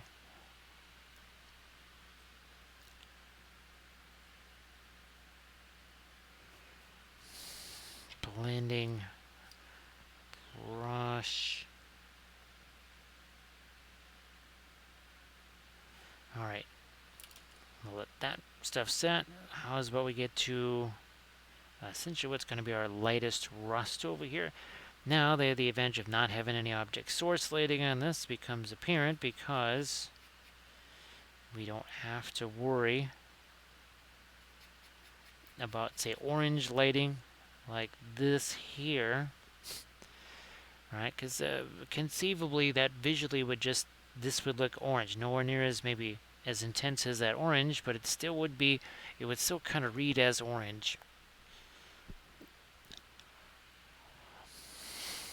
So that's a yes. I still have to get. There's more obviously boxes that I don't have.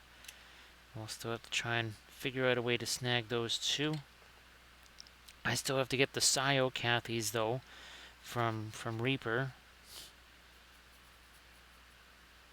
Tarot Rosa, some of this. See, and maybe if I can do that tonight after the stream or something. Alright, here we go. You can see you just gotta let it do what it's doing. I can't, if I try to paint it on, that's gonna be a problem. See, I just chuck that on there, let it do whatever it's gonna do.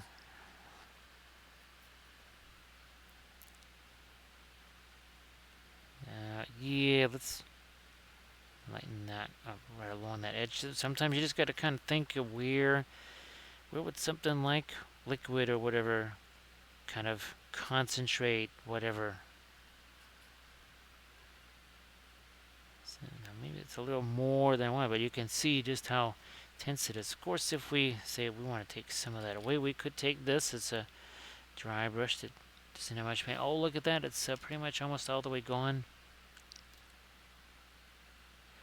Yeah, Bithron, like you say, you want to make sure that you enjoy it, and of course, so much goes into, well, are you going to enjoy it or not? It can even just be the people that are in the area that you would be playing it with. In another area, you could maybe really like the meta there and how people approach the game.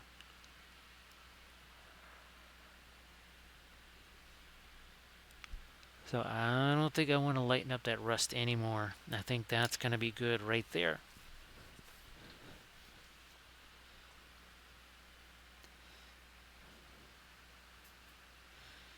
That's right, a little bit more on my light down there. Some here too.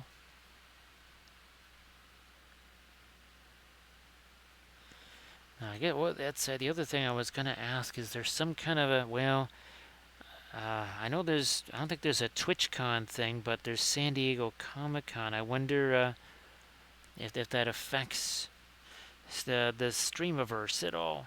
It was just occurring to me now. I think I'm going to try and get some more dorks on this portion over here too. Let's do that.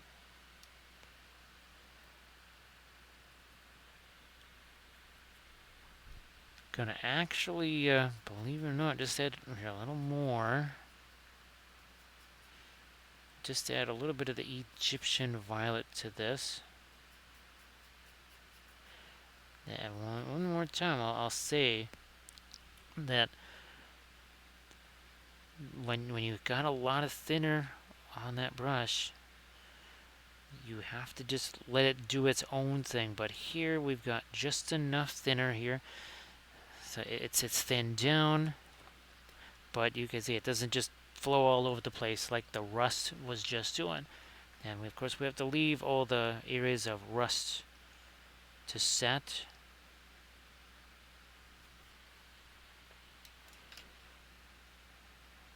Now a bit throughout where you're mostly just gonna kind of go with whatever the, well, for lack of a better term, box art is.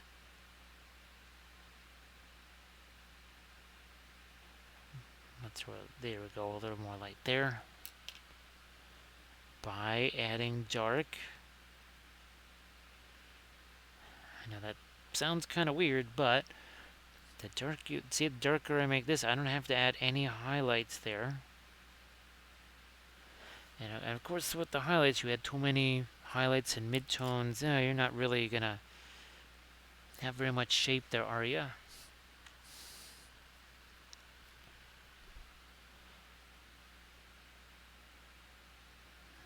Here, let me. There's a bunch of little tiny panel lines in this.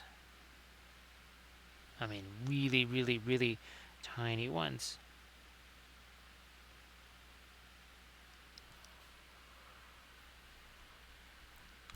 Yeah, now bits right where you're just gonna kind of leave them on their normal bases, or we're gonna try and do something with them.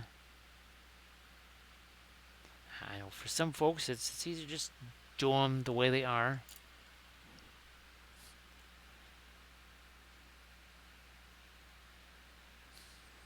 I'm looking at this. No, can't do that. I can do this over here though.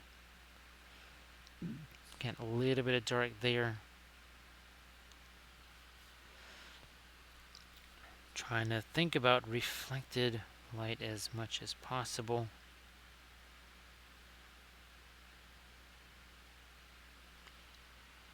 Hey there, Zach. How you doing? Now, I hope that the paint club is going to be really fun. I'm sure that it will be. Now, so Zach, I'm glad that you had yourself a decent day today.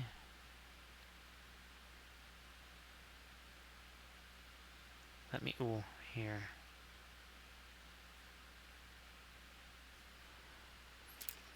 I'll use this blending brush. We'll use this one here.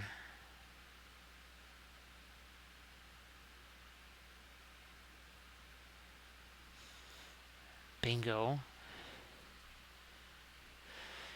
So just do the bases that come with their Bithron. Keep it simple, keep it safe.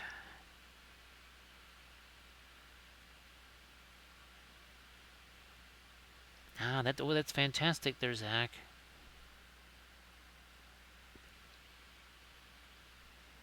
So doing that, I'm glad that it draws folks into the store. There is something sitting around at the table, painting miniatures together, hanging out, doing a little bit of conversation as it goes.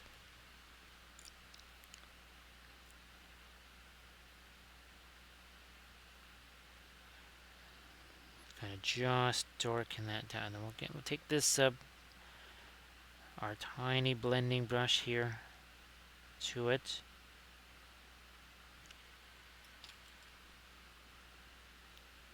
I think that could still be darker over there too.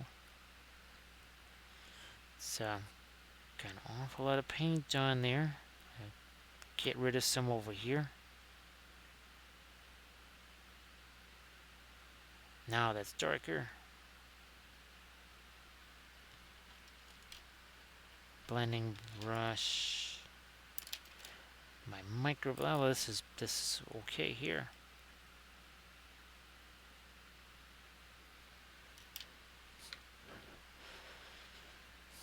These things could use a little bit. Yeah, see, they need some variety here. We have middle tones. We have a highlight, but none of those dark bands running through it here.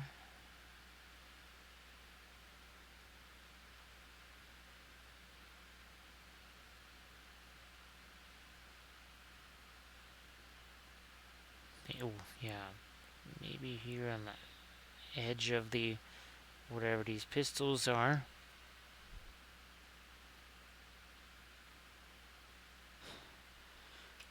Let me take my blending brush to it there.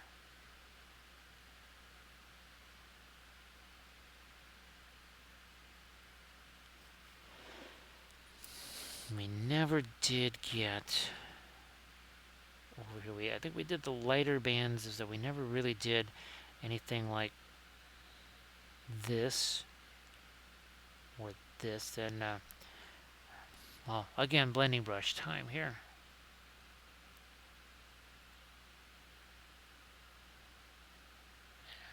I'm fairly certain we haven't gotten our lightest light back there.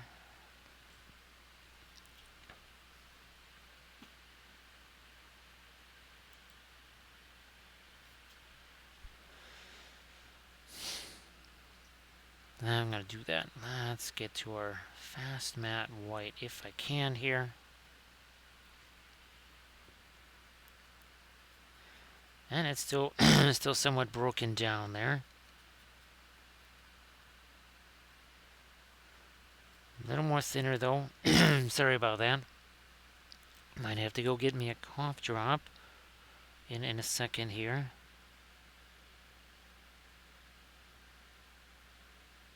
Sadly, those migrated out of the room once again.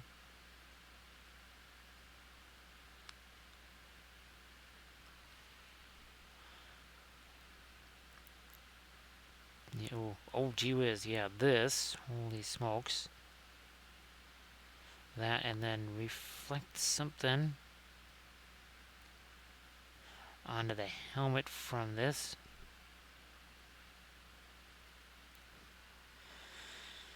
We'll try and clean up this just smidge here.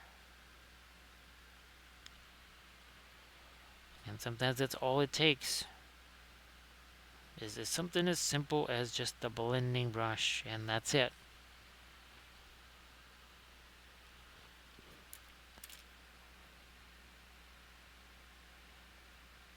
I don't want to go too light on our broken up metal and concrete and such down here. They will lose if we put too much highlight there. I know most of the... How much light is this going to catch?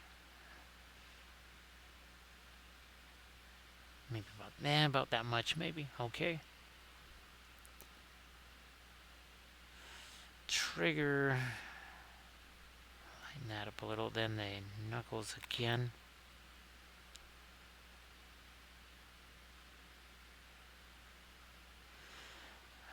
We did that on the other side. Now we need to do the interior of the hand on his thumb. Trigger finger.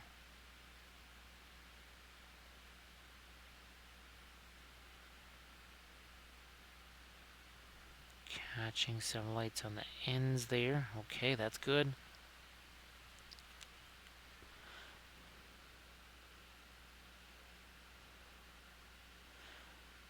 I'm almost tempted to come back into some of my steel elements there with something that's maybe on the darker side of things, but there's my other Mando here. So, wow, this Jango Fett, he's really beefy compared to this guy.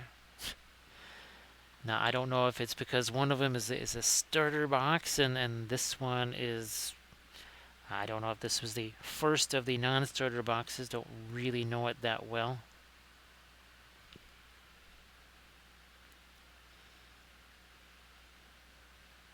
Okay, now let me get the edge of this. Yeah, there we are.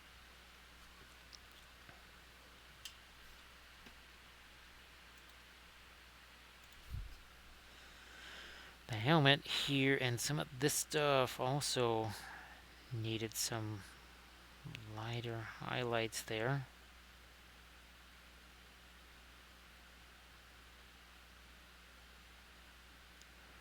Right, can you see? Yeah, along the edge here.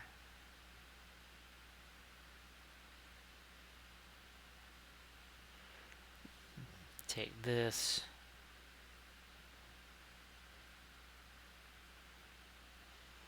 Ah, there we go. See, now there's some kind of a landscape or seascape or whatever.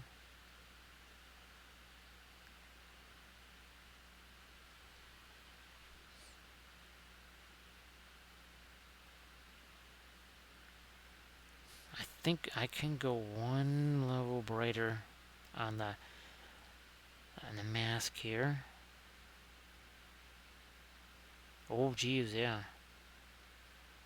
Looking really just for points of light on this.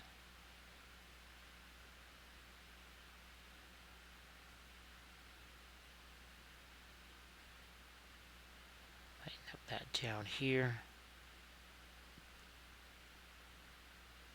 And right along the edge of that metal, but also broke it up a little bit too. It's also an important thing.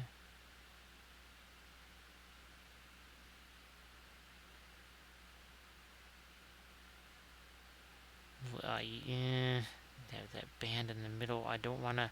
Try not to complexify that too much.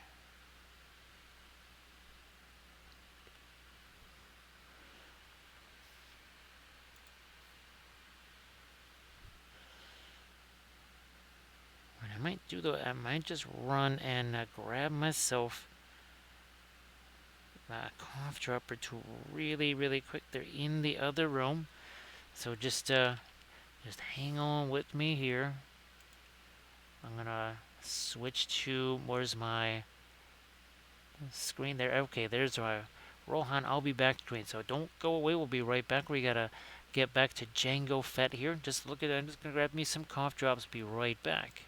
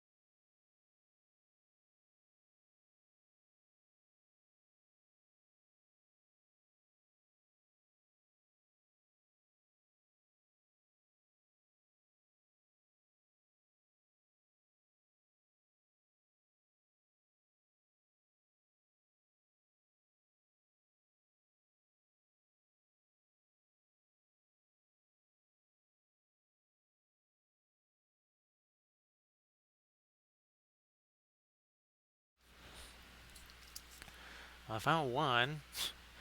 That's good. Keep that off to the side there. Alright, back to our lights here. I'm grabbing him. So you can see I want to also get some of that. See some of the browns that are on the armor. I'm going to try to get some of that on him. Easy enough. Van Dyke Brown will do that. Maybe a little bit of the asphaltum too. So sorry for the pause there. I just was like, yeah, better.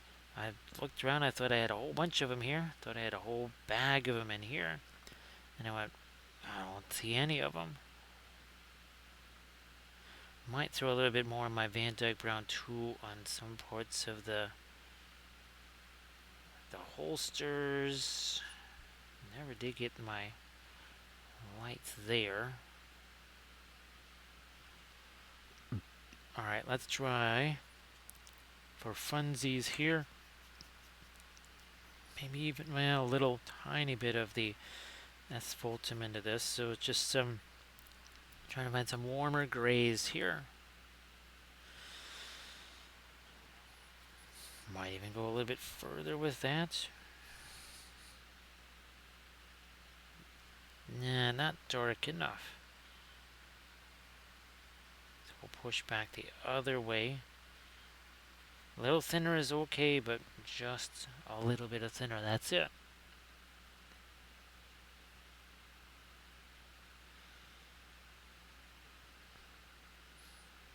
Yeah, up here there's a whole bunch of, we need sort of reflections on top of reflections.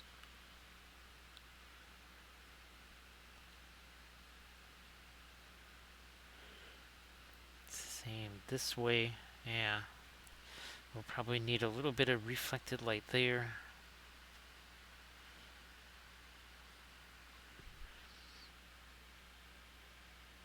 Yeah, just there's too much of the same color. There we go. Now we got a little bit of difference there.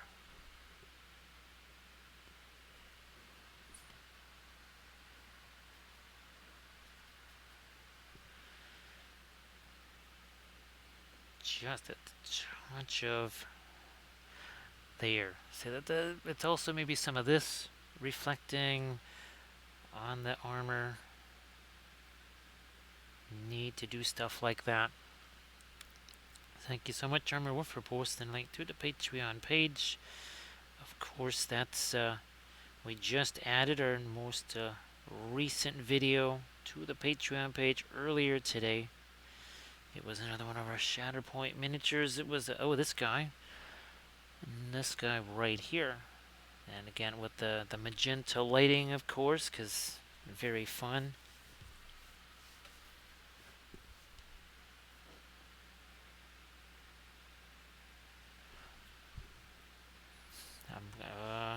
Yeah, I'm gonna put some of that over here too. Yeah, that would actually. That's what I probably need to. Yeah, on the helmet too. There's just a whole lot of the same kind of bluish gray, not enough of this warmer gray. When you do something like this, there's going to be some. Oh, it takes a little subtle difference to have a big effect. That's not my micro blending brush. This one is. So I've got the kind of a rough set of brush strokes there. I'm going to say we're only a couple hours in. Well, look at that. 2 hours and 39 seconds. So I think I can start to now, in some areas, think about brushstroke management. That's something that we try to not really get into until a certain point in the miniature.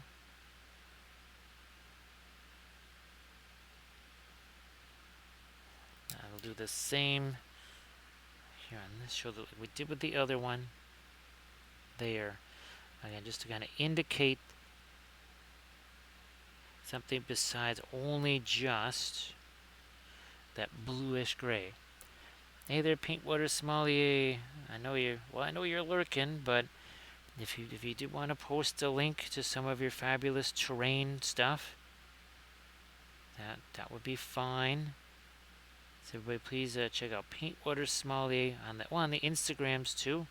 But also give Paintwater Sommelier a follow on the Twitches.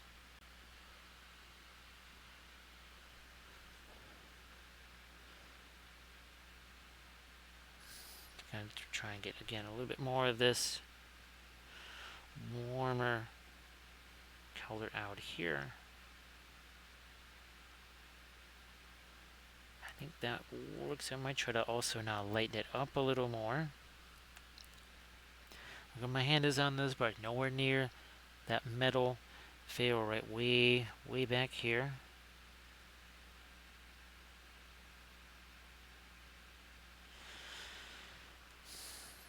Might lighten that up a little more. That's some of our brilliant yellow pale right there.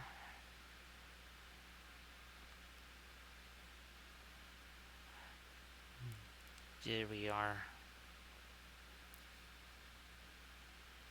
Next question, do I have to come back with some more? No, I think I have some darks already here. Trying to get these little striations of light and dark, these little bands.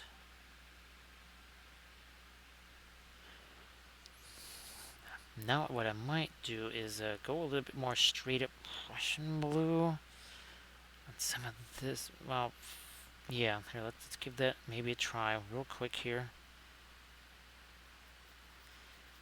Well, there's a little bit of our little bit of radiant turquoise. Looks like it's mixed into that.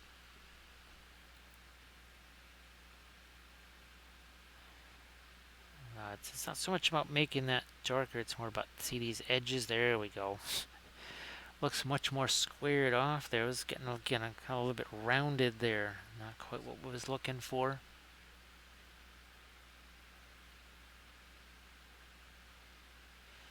And we'll do the same on this side. Now I'm going to come back with brilliant yellow pale. Brilliant yellow pale. Break this down. So now it's kind of getting a little bit of a greenish tinge there.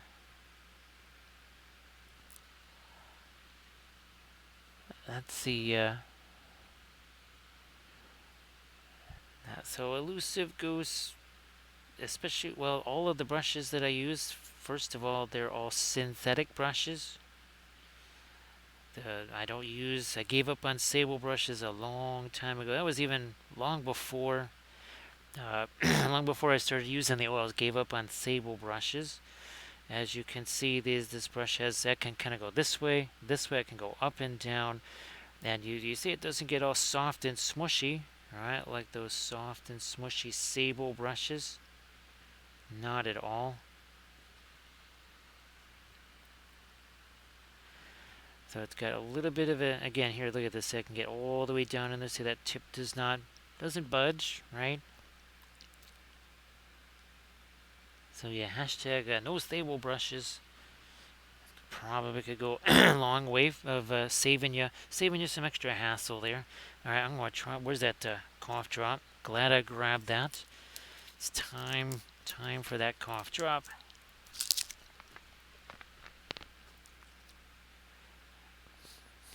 What is happening here with this? And a little bit of mold line action too, I think, on the end of these, well, whatever these are. These pistils here. This definitely, well, get rid of the piece of fuzz first. Try to make a harder line here if it can.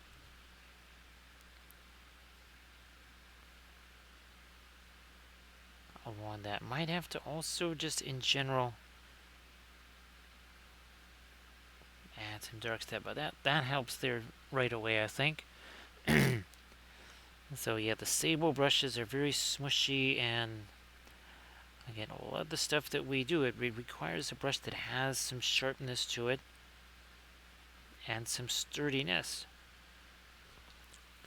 And unfortunately, the sable brushes, they just don't have that.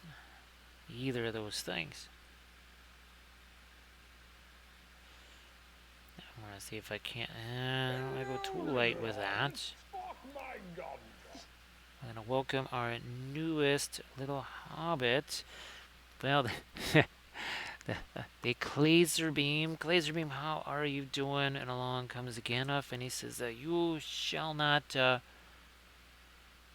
seriously, dude, you got shooty things. All I got is a glow stick and a kitchen utensil. Maybe, see that bridge over there? He's like, what, that, oh, that bridge? He's like, yeah, can you just, like, step out onto that and, make sure nobody gets past you? He says, well, what I really would rather do is just fly to the other side. He says, dude, I'm a Meyer. I can't fly. Well, that is unless I jump off the bridge. Now, Gandalf is just not quite clear on, he's not quite clear on the Star Wars universe, is he? Hey there, Ace. Nice to see you. So, yeah, there's, well, and it can just be that, you know, if it's a palette that's been out there a little bit longer, maybe a little piece of fuzz or some whatever has found its way onto the palette and gets down into the paint. No big deal, not a huge problem.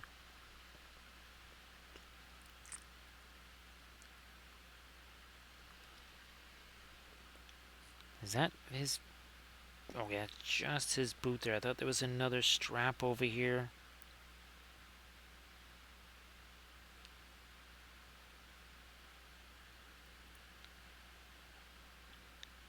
Yeah, this is a lot of dark down there, but I guess we kind of maybe need that. Thank you so much, Bitsron, for doing the clip. Appreciate that.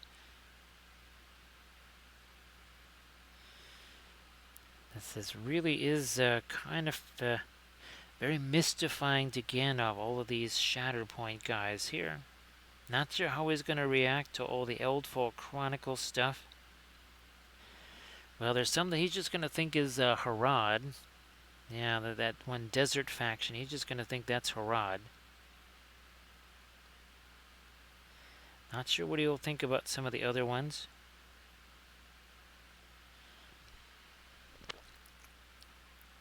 I bet. Okay, yeah, I'm going to get some light over on this side again. Look where my hand is on that brush. None of this. Well, very difficult to paint a miniature with the brush never touches the miniature. That's just one of those minor details. Is what it is.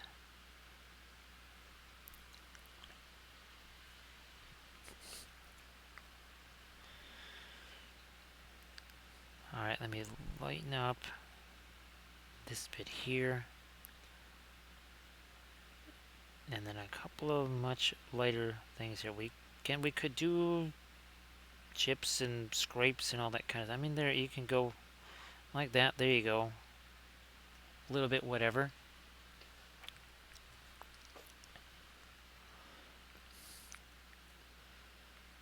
Yeah, Bitsron, he just you can just send Jango in there, and well, it seems like always seemed like in that the Mandalorian, that armor could take a lot more.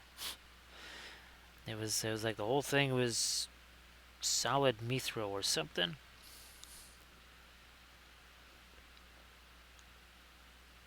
Now I think what I might do here is I'll come back maybe with some of my dark. Not just yet. Not just yet. This this is all very kind of rough and ragged here. We need to do something with this because that doesn't read as a cylindrical shape. It's reading as, well, nothing right now. We don't want that. We want that to read as something.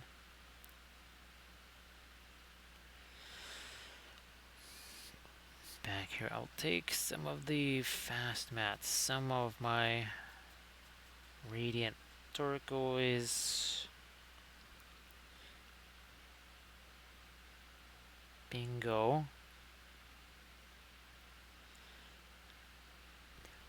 Now for tomorrow, if I'm not able to get those Eldfall Chronicle minis prepped, I still have to finish off those Greyjoys, and it is a Saturday, so we could be switching gears to Song of Ice and Fire, which I haven't done in quite some time. So that might also be maybe on the menu for tomorrow.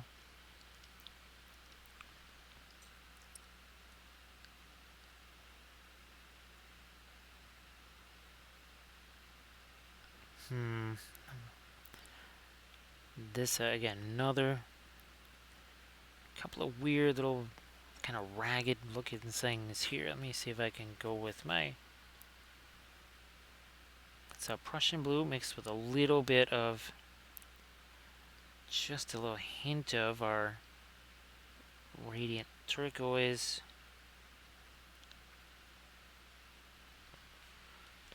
Hey there, Delta. Nice to see you again. Well, happy Friday, of course, except, well, there's still almost 2 hours left, but overseas, obviously, it's definitely Saturday. So yeah, I don't know. I remember just how many. I think there was 5 guys left from that one unit, so that might just have to be our Saturday stream. What are they? The Greyjoy silenced men. That's it. Thank you so much, Rune Beast. I appreciate that. We never run out of Gandalfs. He's like, would you mind not pointing that at me? He's like, oh yeah, the other guy said that. What other guy? Well, he was a guy like you with a stick and a kitchen utensil. Are you gonna barbecue something? It's like, well, given what's standing on the other side of that bridge, I might be the one getting barbecued. So, hey there, Vendetta. Nice to see you again. So, Vendetta, and of course, Delta, welcome back to the stream. And happy Friday, happy Saturday. And depending which time zone you're from.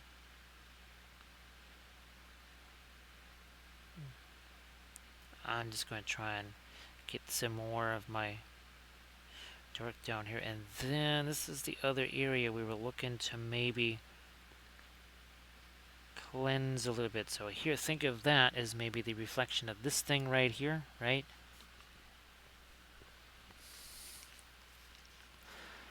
So Delta, hopefully everything is going great. Not sure if you've, well, maybe you had a chance to do some paintings since the stream last night.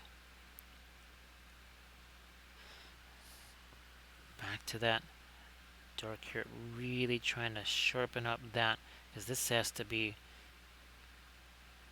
much less ragged than it is right now. So again, whether it's Friday, whether it's Saturday already, just hope everybody's having themselves a decent day. Let's take this guy here. And we'll soften up that edge. Again, instead of a whole bunch of layers, hashtag no layers. Yeah, Delta, well, and we say it all the time, if you want to have dark, there must be some light, and just vice versa. If you want to have light, well, you better have some dark, better have some shadow there. And sometimes, as we, well, here our horizon line is getting darker because we want to have a little bit more of a contrasty thing going on here. I'm going to try and get some more of my Prussian blue up there. Let's see if we can do that. Prussian blue. Maybe a little bit of the radiant turquoise. There we go. That last little bit might just make the difference there. Nope, nope, that's the horizon. That's the horizon. We'll let that go.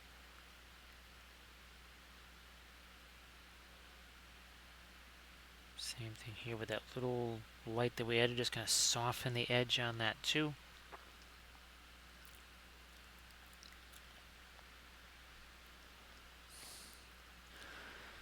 And I also, the other thing I was thinking about was to darken down the edge of that just a little. Here, let me grab the some of the asphalt, or maybe a little bit of the Van Dyke Brown here. See maybe where that takes us.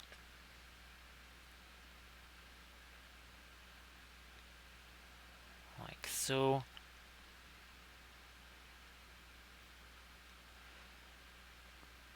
More of our dark down here as well.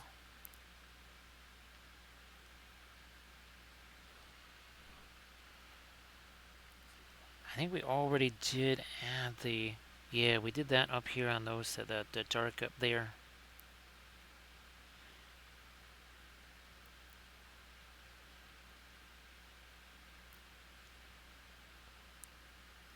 I think I'm going to try and get a little bit of the Van Dyke Brown here too on the hand. That is a big old light blob. I want to try and take away some of that. Delta, if you win a Golden Demon, well, obviously at the event there, they'll call your name, they'll hand you the trophy. Then maybe, well, I think they usually have a website of Golden Demon winners from such and such convention or event or whatever, and that's about it, really. Delta, really, it all depends. You can, obviously, it could be sort of a resume type thing. You say, well, I've won Golden Demons, and if you're doing really, it's going to change it more if you're doing the miniature painting as a living. Now, of course, there's some folks that are just such huge fans of it. To win something like that, it's a really momentous thing for them, because maybe they've maybe when they were kids, right, they were painting miniatures, and when they kind of grew up, they wanted to get themselves a Golden Demon, which is that's always a good thing. Now, let me see if I can find... Boy, I really have to scroll up here to find... No, that's... Oh, here we are. Here we are. Because, well, there's some of them there. Kathy and I had gotten a fair amount of those, and it was helpful when you're painting for a living, because then might make you might be able to say, well, I've been able to achieve these awards, and that might encourage a person maybe to kind of go with you to paint their miniatures. There's some folks I know that they just want to win one of those, because they just want to... They say, I did something that was good enough to get one of those, or more. I mean, why not get more, right?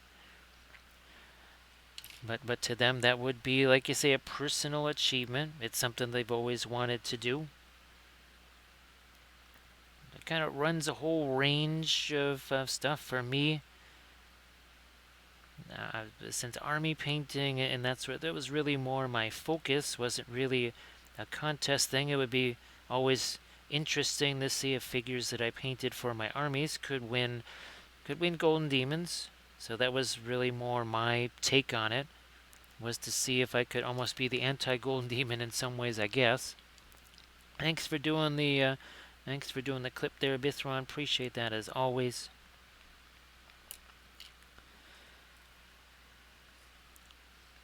But yeah, for some folks, and again, they've always been around the GW painting and stuff like that. They've watched, some of their favorite painters, maybe that worked for GW or whatever, and they would really like to have that achievement just for themselves.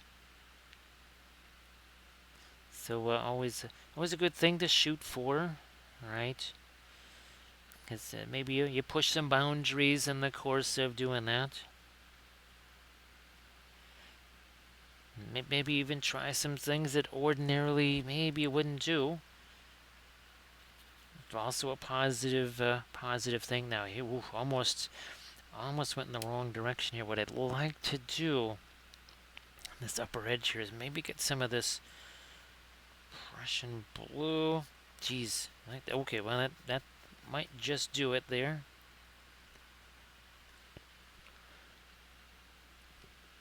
Not going to be all the same along this, just maybe here. And then another one over here. Okay, and then we'll stop. Take Mr. Blending Brush here. So we got that weird little angled piece. What we will do. Look at that. That is a hard edge, right? Took about 2 seconds before it became smoother than anything you can do with an airbrush. Because I know people ask this, I always get those questions, oh, can you do oils to an airbrush? Our answer is always, oh my goodness, why would you want to do that? That's just a whole lot of, well, it's a lot of extra mess, a lot of extra cleanup, and you really don't gain anything whatsoever. So my suggestion is you kind of table that idea. Just let the blending brush do that instead of an airbrush. Blending brush takes about 2 seconds to clean, and you're done. Whereas the airbrush, well, that's gonna... we're really gonna have to put a lot of effort into cleaning that. This over here, we need some more light over there. So we're gonna do that here. I'm gonna go with this. Well, look at that. We've got Prussian blue and the brilliant yellow pale mixing together there. No problem. Maybe that's just what we need.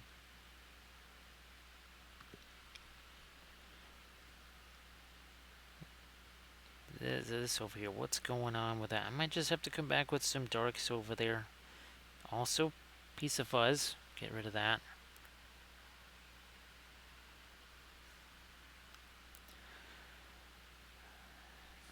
Let me try this once more.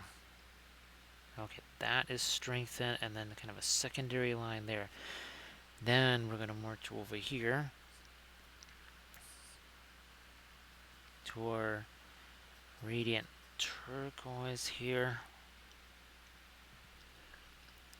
Kind of weird little smushy edge there. We want, well, this is all metal, right? We want hard edges here. Dive into a little bit of my blue right there.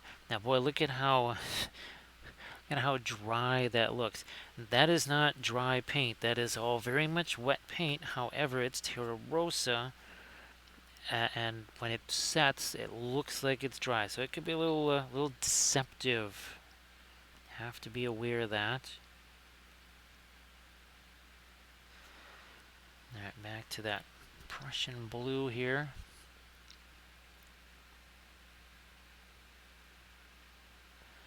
We'll do some of that over here too. Now the pieces of armor, oh, this edge up there, carry that down. So we have a much more, see, this reflecting onto this, maybe this reflecting over here. We just need those kind of reflections that just are bouncing around from piece to piece. This thing, couple of little dark striations on that.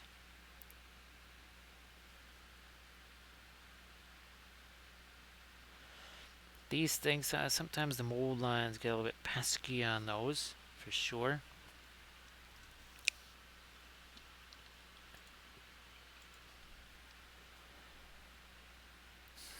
Blending brush. That's the blending brush. So we got this, it's basically a straight line here. I'm going to just take some of the edge off of it here. Now look, and I have another one of those over here, and we'll do the same on that side too.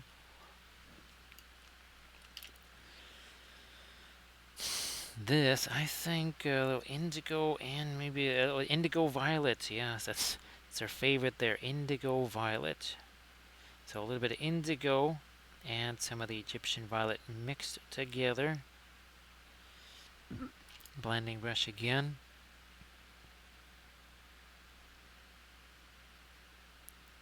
A little bit of tap, tap, tap there. Let that get smoothed out. Darker that gets, lighter our highlights get without having to, well, do any highlights, right?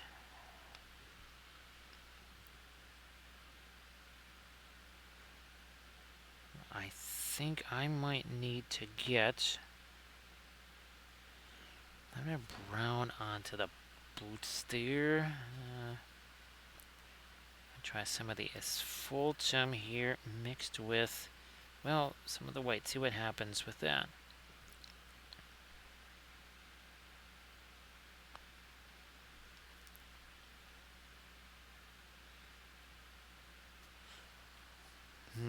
You know what? Oh, fine. I'm actually going to get a little bit of the radiant magenta into that.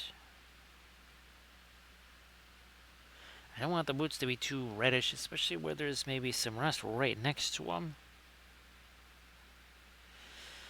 And don't want to do any lighter rust. So you can see that pin line washy stuff. You can tell it's really settled into all those little crevices right there. That's kind of your classic use, if there's such a thing, for your oil paints. But we obviously do much more than just the pin line washes with them here. No doubt about that. Here again is some of the, so it's got a kind of a brownish tint to it, so the blues on either side of it, those start to show up just a little bit more.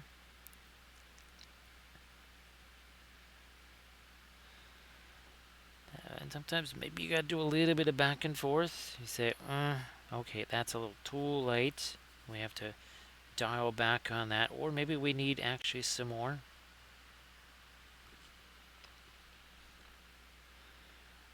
Got a couple of more folds over here. This is just a shirt, whatever it is wearing.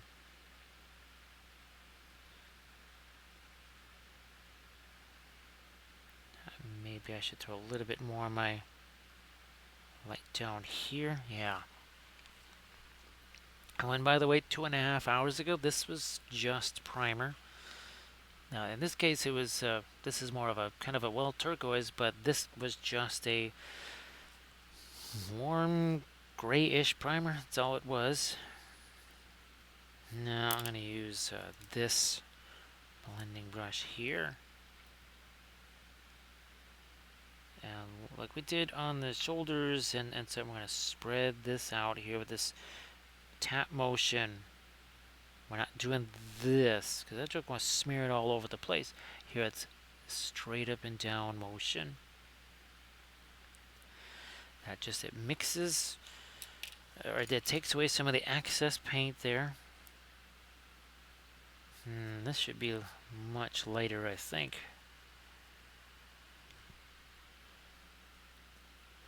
And you can check out the YouTube channel as well.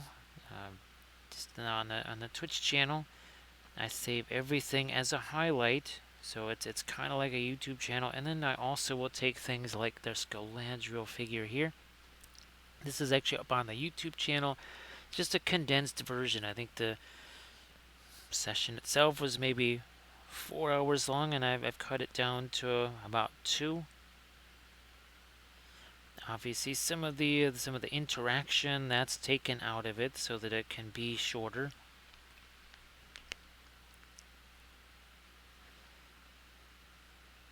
But still, all of the, as much of the lesson part of it, that's still left behind.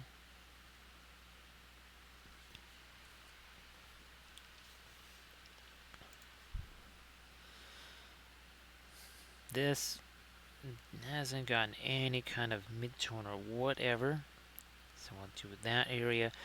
Also, this, guess I better get some thinner into that. No, wrong there. Let's use this blue.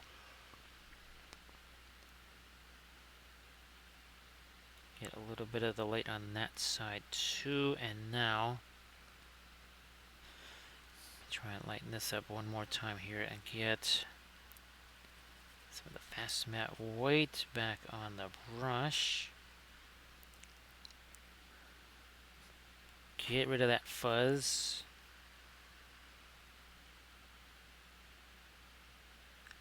There we are, that little bit of a reflected light. Just wonder what was missing there. It was just that a little bit of a reflected light again.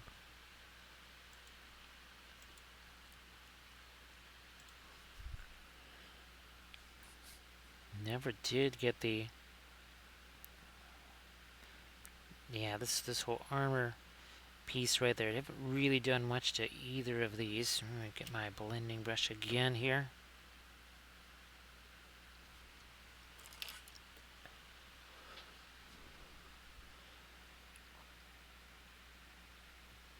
Trying to put a little light on that one fold, but boy, it's kind of dark there, so I don't want to overdo that.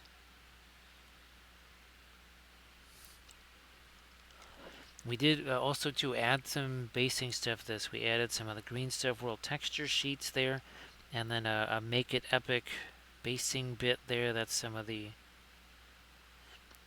basically rubble type stuff. Now I think I'm gonna have to go back. Prussian blue. We did this with the other Mandalorian masks. Yeah, see, we had to sharpen up that edge there. I might have to go a little bit. Yeah, that might be too light.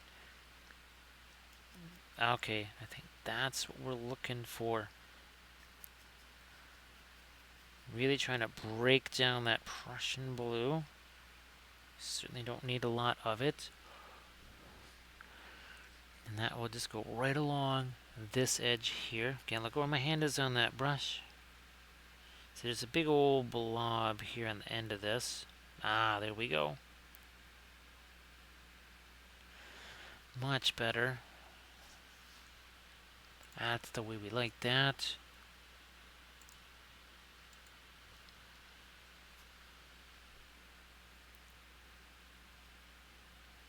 Catch a little. Oh yeah, we need to separate this here. I think I'm going to try and get another little, a dark shape, and then this light sort of moves up this way. Again, could be the hand or the arm or whatever. Cast center reflection, shadow-ish, whatever, down onto the armor over there. Could be whatever.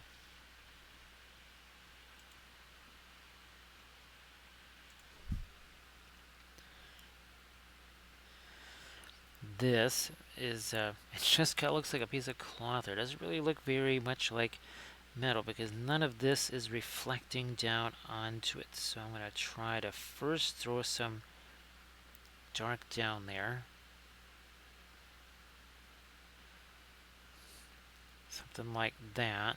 Maybe even over here again to maybe indicate that helmet's reflecting onto this. Let me try my blending brush real quick here.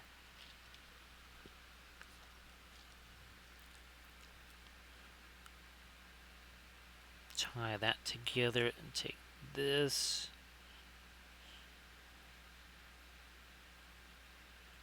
Alright, so the brush strokes going away there. Let's see if I can so like this to be reflecting over here. Not sure just how light that needs to be. Well, it's going to be this light, which is going to be apparently Prussian blue mixed with some of our fast matte. And okay, that is just about the light we were looking for also. More reflections over here. This whole jetpack thing here needs to reflect onto his armor that's on his back. If this were true metallic metals, it would be the same thing. I've done many metallic pieces, including one of my recent army painting series, and still the final finish, yes, I'm using a metallic type paint, but there's still the reflections. And we've got just a couple of examples. Well, let's see. I don't have the other example that I thought I had, but I do have. Oh yeah, here it is. This is the army painting series. So there's still Sky Earth. very much like what you can see on the two helmets, right? The same sort of effect, except this one is all done literally with metallics. This one is not. So the painting idea with the horizon line warmer towards the earth, that's your earth portion, then your sky portions. Yes, look at that. That's Prussian blue here mixed with the iridescent pearl white. This is a Prussian blue mixed with our fast matte white. So yes, you can, and then here again, that's that same way. All of this, every single bit of this is actually paint. It is metallic right there. Every last bit of that is. I know it may not seem that way, and I don't really buy metallic oil paint per se. You can just get something like this. This essentially is like a metal medium in a way. It's almost like that is the basic metal pigment that goes in all of the metallic oil paints pretty much.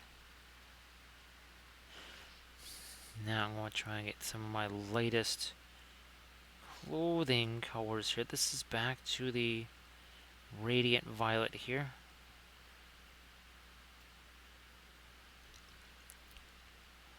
Because that is looking a little bit dark there.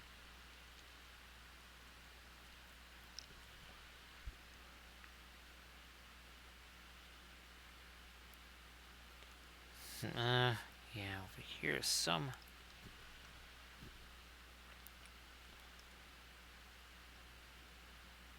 Throw a little bit, yeah, the more that kind of almost like a violet type color here. Now these are plastic miniatures, which means mold lines are going to be running through things like the hands.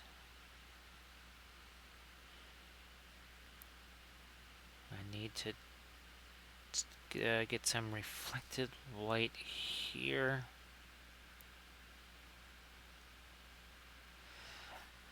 Let's go with something like that. Might be another area of I can sharpen up here with something dark, maybe even indigo and Prussian blue. So Prussian green, wasn't a huge fan of that color, but who knows, maybe Prussian indigo might work. That's if I owned a paint company that made oil paints, I'd be experimenting with all kinds of combo paints like that.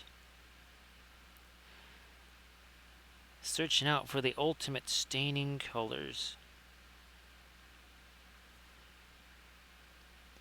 And again, before it gets too late here, the folks that are going to Gen Con, just keep in mind that Armored Wolf will be in booth 7007. Recoil's Mom. Oh, I'm glad you've been able to hang out with us all this time. So, Recoil's Mom, thanks so much for being here. Thank you so much. Everybody, again, say best wishes there to Recoil's mom, speedy recovery, and of course, the best of luck with all the physical therapy things too. So everybody say goodbye to Recoil's mom. And now I don't know if you're gonna do it in Family Von Trapp style like we used to do for Kathy. You can if you want. I can go later. That's just a brilliant yellow pale there. Let me hit that a little bit. There we go. Okay, now I got to come back and straighten out a few of our edges here. I got the indigo anyways. We'll do that.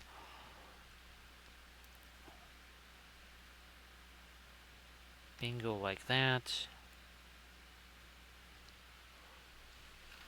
So again, everybody please, I said good night to Rico's mom. Just glad that you're able to be back in the chat. Like that is fantastic.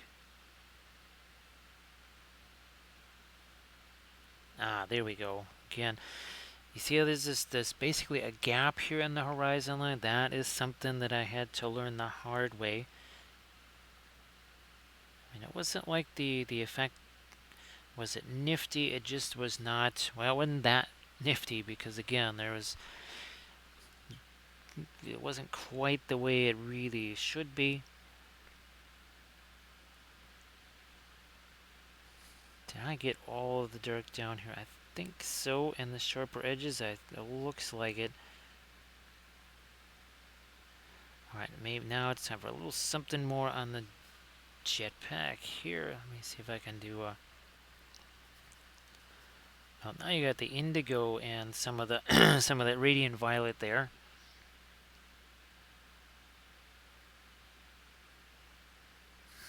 Let's lighten this up a little more.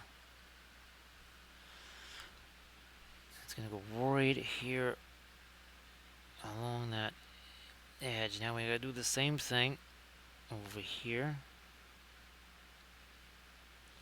Ah, that's better. So with I'm trying to think, well, this, okay, we do have, you can see some of the Prussian blue, right? And then you can see some of the cooler colors, and then the neutral stuff, and then of course his belt and pouches. Let's see what happens when we film noir this and take away all the color. Shading remains. However, see, it gets kind of boring because you don't have that little bit of, subtle as it is, that little bit of interplay there. See, no, now the Prussian blue on these upper surfaces, like this little corner over here facing the sky, and then all of the warmer stuff that's facing down this way. So yeah, Bithron, this is our first, that's our first film noir of the stream there, so thanks for doing that. I think usually when I'm doing the object source lighting, I'm always thinking of that.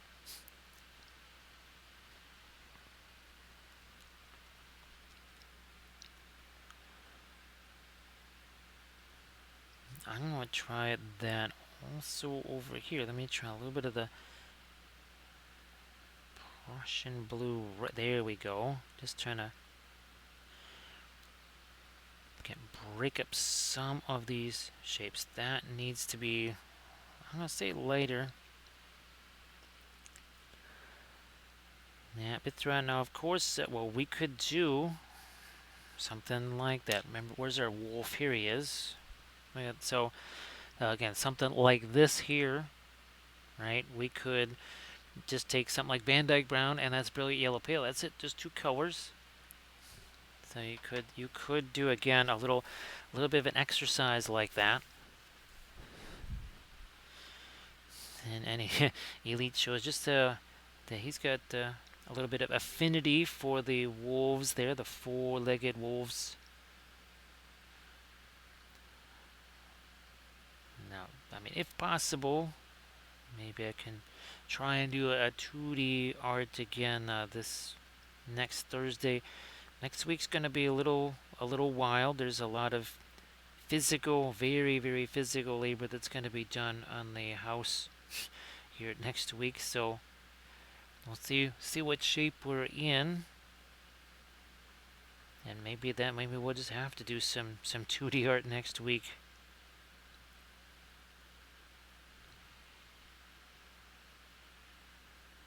I'm going to try and get a little smidge of light right there. Boom, that's it. Right there. Blending brush on this here. Again, that's not this. It's just a straight up and down. Tap, tap, tap. That's all it is.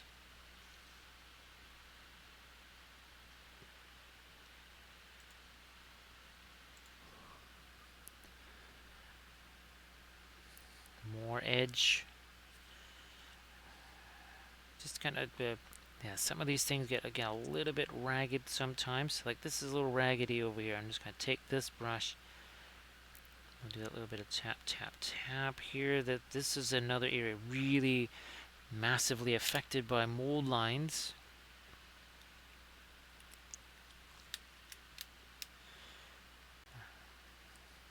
My indigo, some of that black there. And again, this is another edge we just have to define. spite of a mold line or whatever going on there.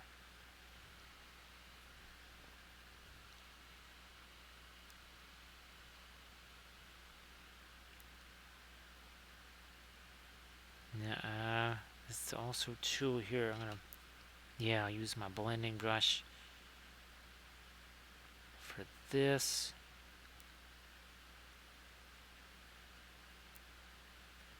Yeah, there I can actually see some of the roughness on there. That's actually from me trying to get rid of some of the mold lines.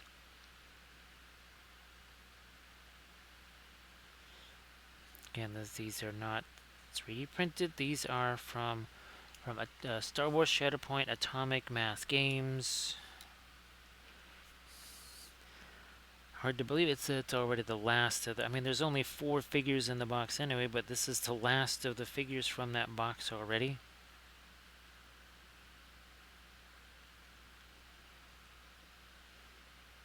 Like I said, I don't know if I can get one of those Eldfall Chronicles miniatures ready to go by tomorrow's stream. I'm pretty sure that's going to be more of a, well, hopefully the early evening type of stream. We're not quite there at the starting at 4:30 just yet.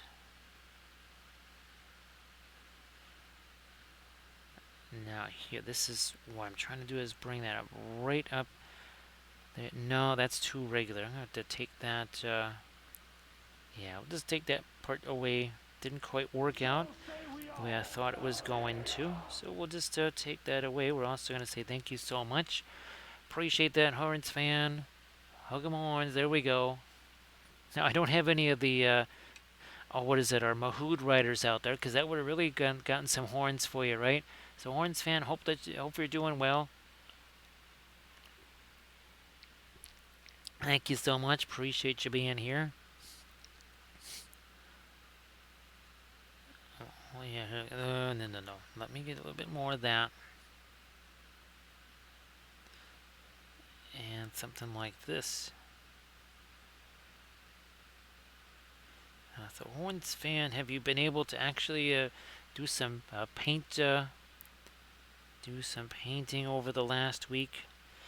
Yeah, so we did our little Terra Rosa routine right there. Did first the mix of Terra Rosa and the Asphaltum. That was our darkest rust, and then we started to get a little bit lighter, and then the last one was another little pin line wash or so. That was the Terra Rosa, a little bit of the Radiant Yellow. I think I also threw in, for good measure, a little bit of the Indian Yellow too. Well, I hope that you get yourself that free time there, Horns fan, and you're going to be able to get plenty of painting done, progress on all the projects. Don't know if you had any Insta links or anything like that to some of those.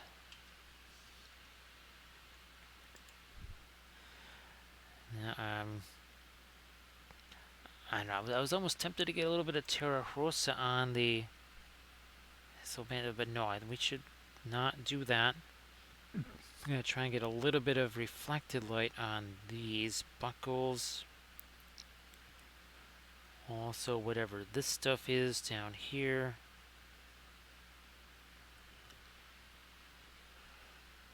This has no edge on it up there, and certainly no reflections on the armor. Now let me take a blending brush to that, soften up some of those things.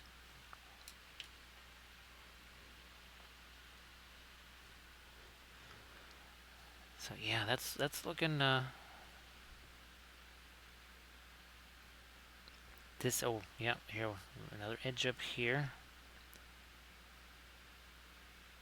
right there, and then now that's set a little bit more. I'm going to try and do a bit of reflection in here. That'll be this helmet essentially reflecting down onto this, well, this sort of collar metal piece there.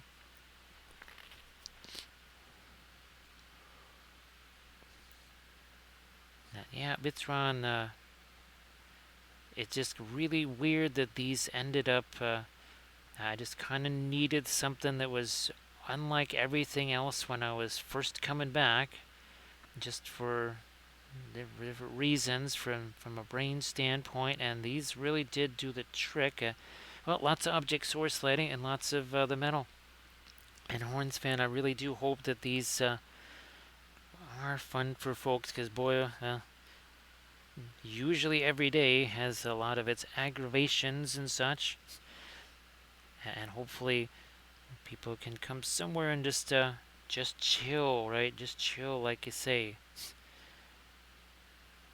One time of the day where things don't have to quite be so frenetic. Nice and relaxed. Now, that didn't work out as well as desired. There's no big deal. We can try and work around that too.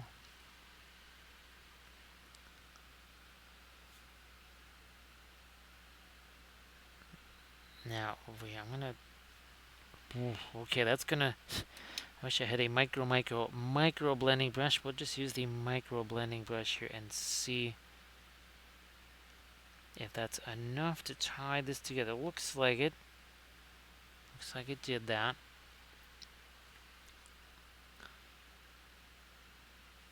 And we'll carry that down just a bit more that way.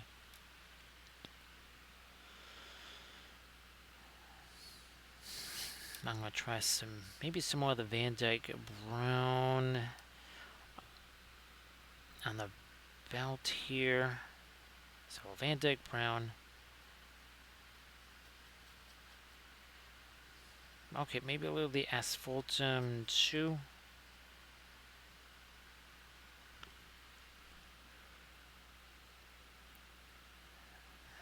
And that's going to go along this top edge here.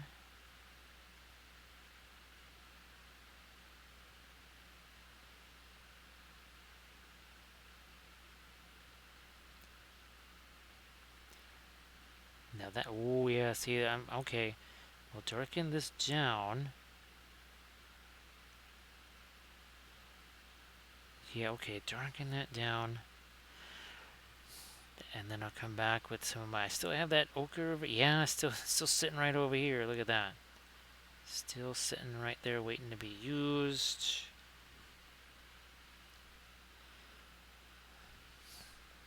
No, better thin that down a little bit. Not so much again that it's a pinline wash, but a little more of the, I'll go with the radiant yellow. I was thinking brilliant yellow pale, but one more bit of the, again, that's more of the radiant yellow here.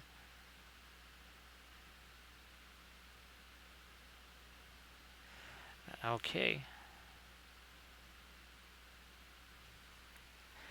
Yeah, now that looks like that has more of a turn to it. I was kind of losing a bit of that effect.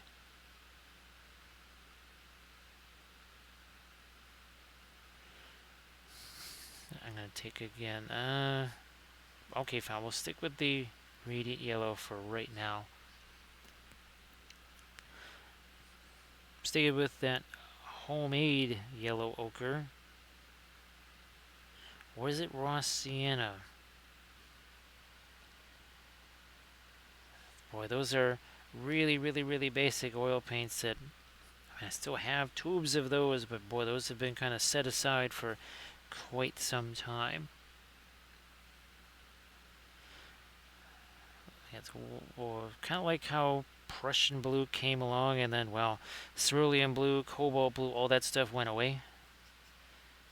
It wasn't just that the color, when the color could do more than what those other colors did, it was more versatile.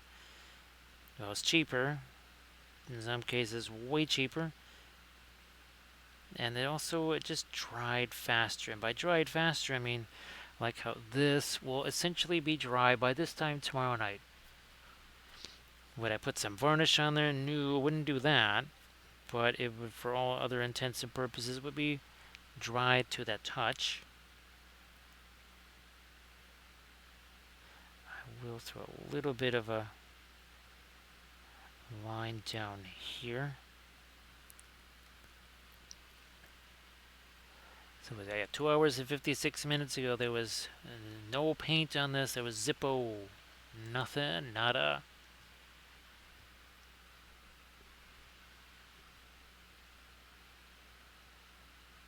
That, again, the oils, well, they facilitate the faster painting. Why? Because, well, you're just not painting as many layers. The paint goes on much easier, so you don't really have to even try that hard to get paint on there. Now, yeah, Bithron, I have some of those. There might be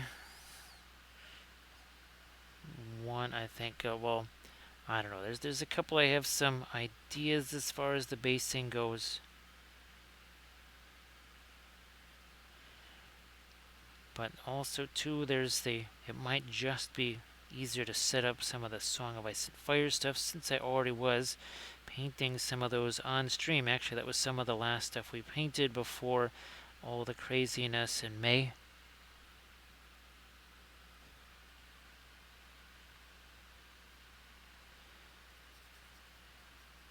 What's happening with this? Yeah, let's...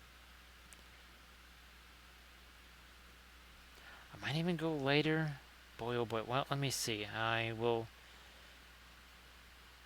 Well, that's basically straight up radiant violet right there. I don't know. Let me see what that does with the... Okay, that does register as a little lighter. The lighter is okay. I also am just really trying to get that difference in the color, like the film noir showed, right? I think here I can also start to... Yeah, that paint at first didn't really want me to be putting some more on there, but now it's fine. Let's get this side now.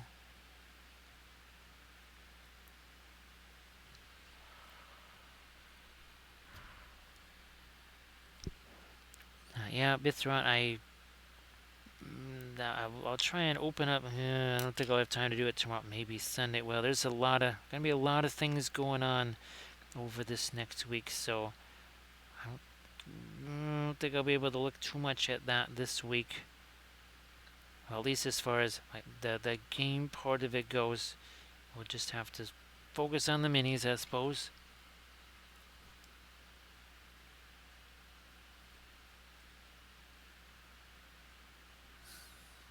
Yeah.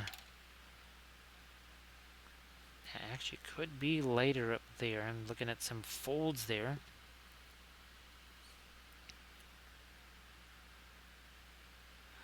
So that does it.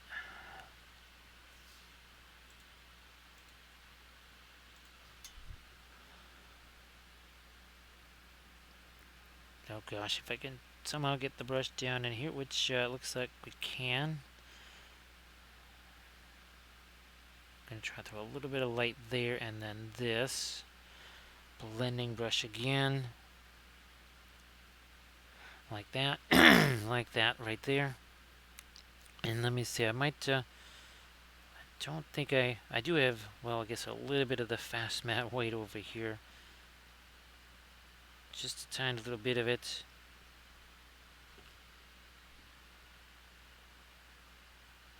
Break this down.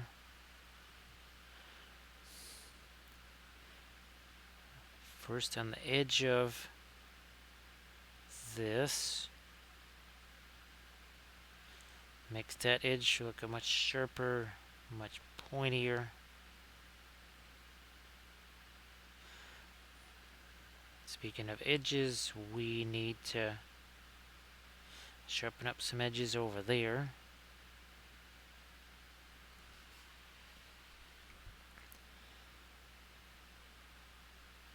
Alright, we've got those couple of buckles, I think, about as light as I really can get those. Now, these armor pieces here.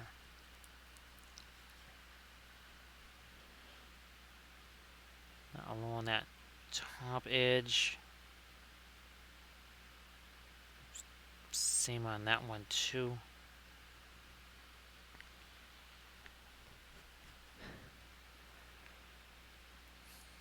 Going to get me another band of light on the cone of this thing. That was a little wider than I wanted it to be.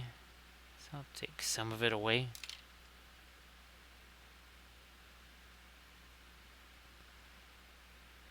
And there we go. If we're going to have that up there, we have to carry that down here too.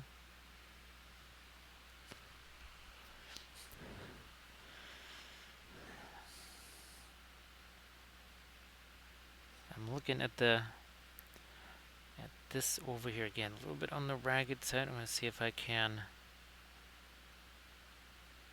yeah, I can get some of my light in here. This too, I just got to simplify this. That also got turned into a somewhat more complex shape than I wanted that to be.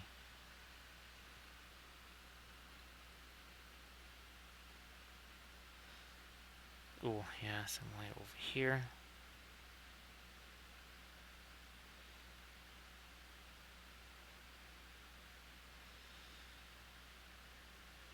More light down on this.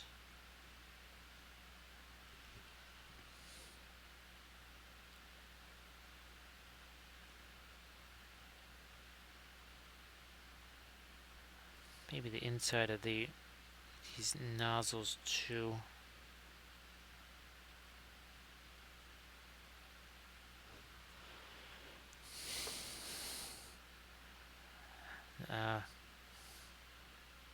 Blending brush first. If I was going to try and put some darks in there, but first let me try a little bit of the larger blending brush here, and not that one.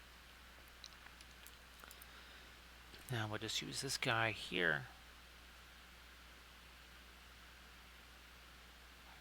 And again, not this, straight up and down. A little bit of a tapping motion. So when folks say, boy, it just doesn't look like you have any brush strokes on there, that's because, well, I mean, we're past 3 hours now. And we always say around that 3-hour mark, that's maybe a time to start thinking about doing the old brush stroke management, right?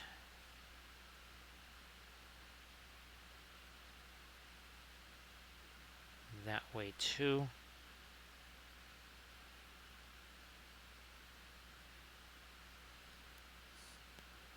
Yep, I see some more brush strokes over here. So what am I going to do? I'm going to do that same little tapping motion over there as well.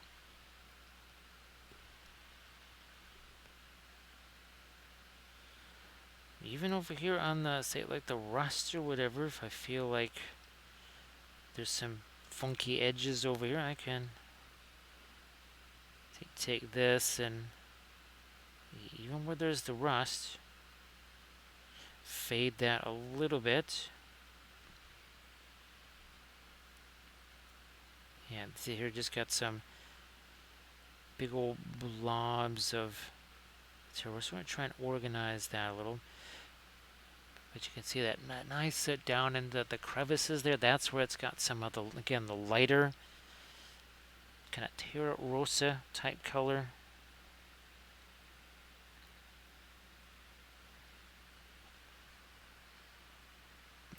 They're Egyptian violet, some of the indigo. This is going to be a little bit more of a dry brush as well.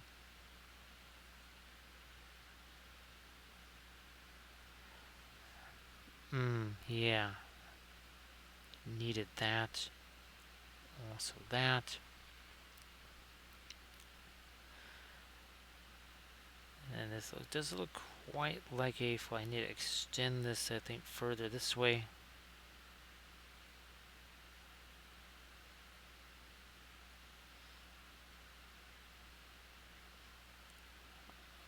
Same thing here.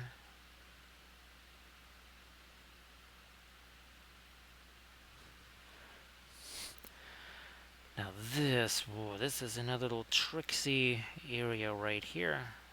And what we have is, oh yeah, see there's way too much light, especially for something that's way down here, plus it's in shadow. So toning that down I think already helps.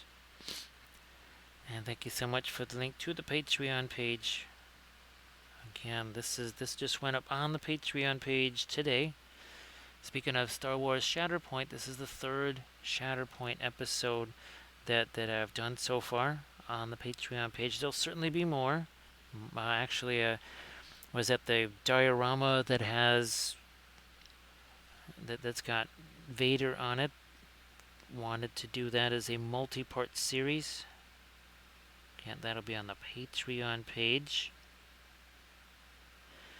Now, and then for folks that sometimes wonder, it's not only oil paint videos on the Patreon page. Even now, there's, if anything, it's 50-50. Still, probably, there could be more acrylic, not probably, I think there are definitely more acrylic tutorials than oil tutorials. So it's not just an oil painting thing.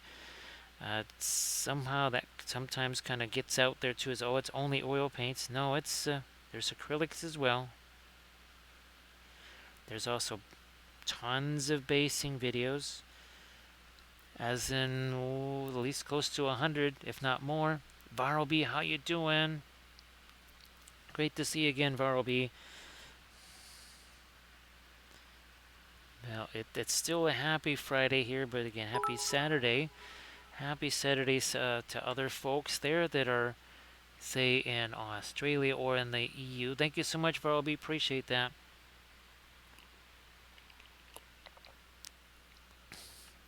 Again, I hope that you're doing fantastic. Maybe you got some big plans for the weekend, too. That would be sensational. And now, Varlby, have you been able to do any painting of stuff in the, I want to say, the last week or 10 days or so? Want to get, oh, you know what? That's what I needed. We have a whole bunch of dark light, dark band, but nothing to really break those up. Now that's starting to happen.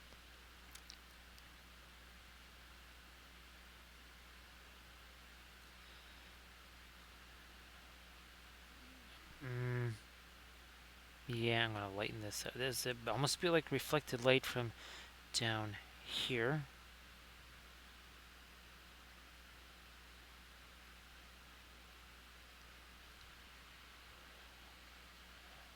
Well, that bar will be, well, I can relate to that with all of the stuff that I've got to move to be able to print stuff here.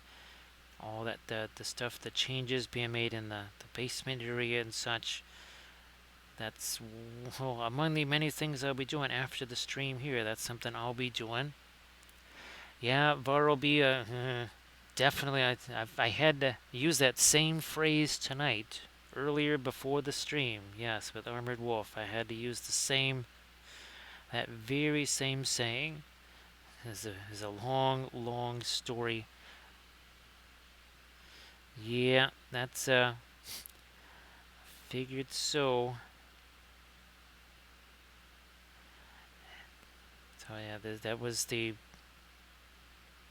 kind of a bizarre version of that situation here. Alright, I'm going to call that there. I don't want to mess with that one part, at least not right now. I'm going to try and get over here to the belt once again.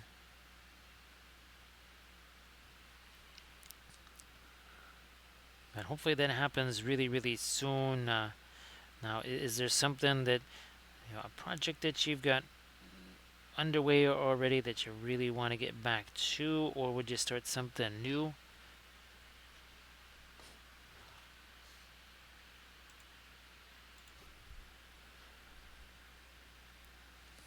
I was tempted to do some more like that. I don't think so. I don't think that's a great idea. I don't even know how much more I want to do on this, especially given that there's all of the rust there.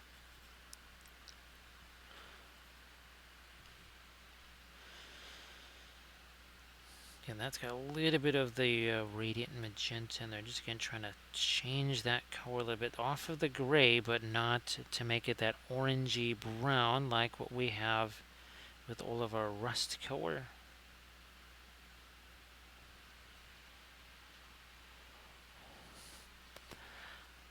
Yeah, Varroby, I think, well, I'm sure you want to get to something you haven't been staring at for a while, something fresh. That I can understand for sure. Now here, actually, that's part of the, or is it? I guess it was. All right. Now for a second there, I thought, well, maybe that's not part of that. Maybe that's the piece of armor behind the uh, behind the holster there, but I don't think so.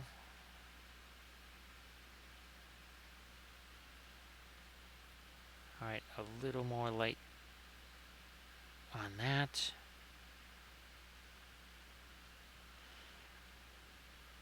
More of that sort of tan brown color again. That serves as some reflective light here.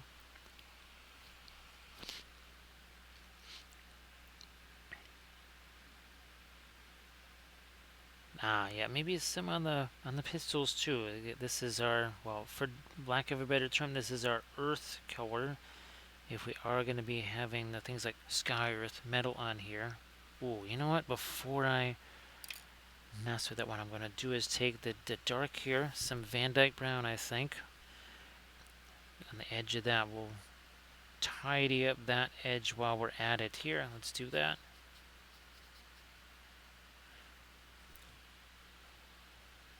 So this is the usual, it's the liner brush from Princeton. Again, it's a liner brush, not a spotter brush. It's not a sable or anything like that. It's just a very basic synthetic liner brush. On Dick Blick, these are somewhere between $5 and $5.30, which is pretty similar to the Princeton filbert brush. Again, both synthetic brushes, both take a beating, and I mean an absolute beating. Now, the Cotman series, that would be from Winsor Newton. They're similar. They may not quite have the same type of liner brush as what I've got here, but maybe they do. We used to get Cotman brushes all the time. Then in 2020 and some of the resulting supply chain shortage things, I ended up having to go more towards the Cotmans. Sorry, to the Princetons instead of the Cotmans, and I've kind of just stayed that way. We used to use the Cotmans all the time. Those are the blue handle brushes like this. Yeah, there, see? So Cotman, Windsor, and Newton there. So again, you could, if those are more available or easier to get or cheaper or whatever, you can try those out. This is another place there. Just again, some of that dark.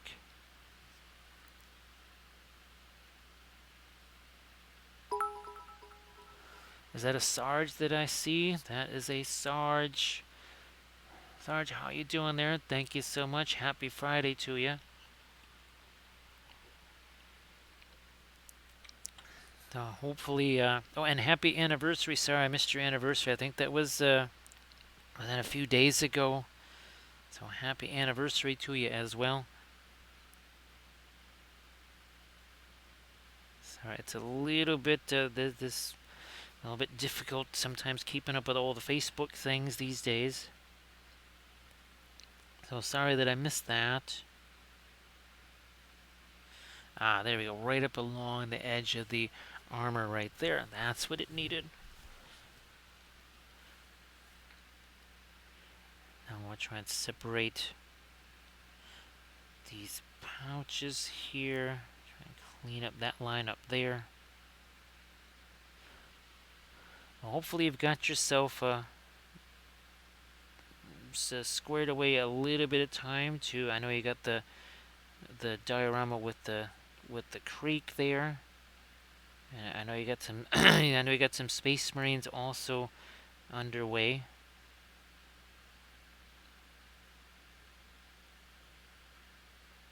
Ooh, here, that.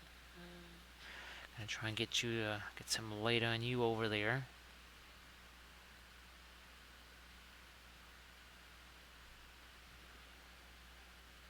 This little piece here, because, yeah, we did it on that side, so there's definitely something there.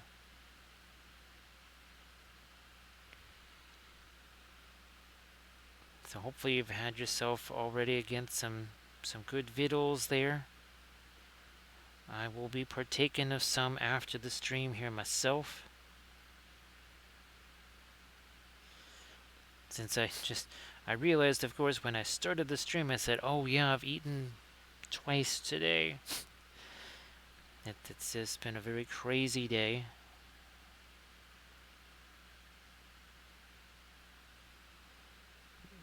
Let me do the light on the edge of this. Might also need... no, that doesn't go there. Doesn't go there. No problem. That's a little bit of blending brush with some paint on it. You can do that too. It's definitely possible. Here, let me see if I can darken the edge of that. And now we'll come back with some much lighter light here, I think. Yeah, let's do that.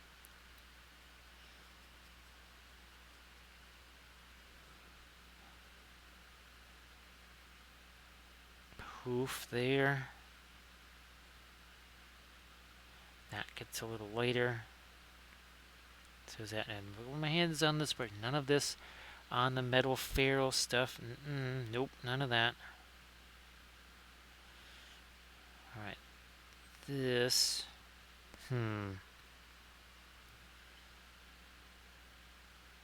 There we are.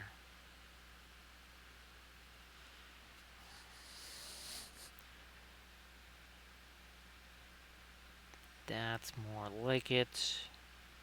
There.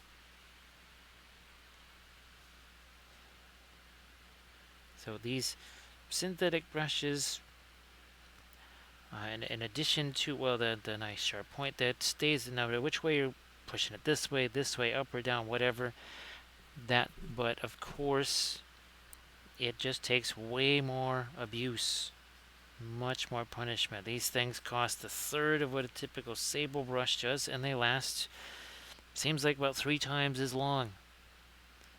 It's essentially like you're getting 9 brushes for the price of 1. That appeals to me, so that's why I continue to use these liner brushes again that are synthetic. So again, it's very easy to whichever direction, whereas sable brushes pretty much only work in this direction. This can go this way, literally backwards. Oh, and I've also set it on its side. I've actually set the brush on its side, and you can see it's almost like a 1/4 inch wide brush if I do that. So that's another little sneaky, cheeky thing that you can do with these type of brushes that you just really can't do. Especially not, definitely not with sable brushes. No chance that's happening.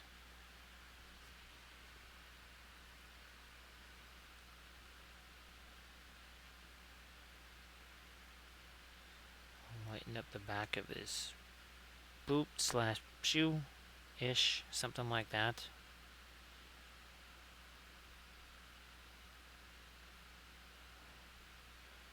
So yeah, see how that rust just fell nicely into all those little crevices there? That's courtesy of that pin line wash. I mean, we still will utilize that. I know that's sort of the classic oil painting thing that most people think about when oils come to mind. I'm going to thank that very much. Oh, hey, Arid. Thanks, Arid. Everybody, please give Arid Canwife a follow. Also, Arid, after all the So Say We Alls from Adama there, if you want to post your Pinstagram link. Thank you so much, Arid. Appreciate that. We could use a little bit of that right now. Yeah, sorry that he's been so tired that he hasn't been able to do the usual streaming stuff. Hopefully he's still, although maybe able to make some progress sculpting though. That's actually, I don't know if I asked. I thought I did, but I'm not sure if I asked it. And of course, if you want to post any links to his sculpting stuff, if you have those, I know it would kind of be like it would be difficult for me to do that for Kathy, whatever. But if you have any of those, everybody please also give Arity Can Games a follow as well. So thank you so much. Appreciate that, Arid. That is very, very helpful, of course. Just as well, even today, we were trying to figure out, okay, do we want to do this kind of expense here, or do we just wait on that and do this other thing first? So all of the any extra funds increase our options, that's for sure. Yeah, Arid, that's actually I was kind of ask you that, where it's either that or just kind of be just whacked by the stress. Now, I mean, here, ironically enough, I've almost fallen asleep twice on the stream. There was one point the miniature was all the way down here, and I went, am I going to drop this thing? So definitely understand the exhausted part. Hopefully, again, all of this stuff just leaves you be for finally, so you can just kind of do your regular stuff. Right, do your streaming. That's what the whole point of this, 13, 14 month long project has been. For sure. Now, see, I just took the blending brush here, just toned some of that down, because what we have here is, yeah, we're going to tone this down as well. Maybe going that way. Yeah, that's better. So end of August, doing the move. And because obviously that, in and of itself, that's going to be, you want to be at max energy right before that happens. Yeah, you don't want to be at low tide when that comes along.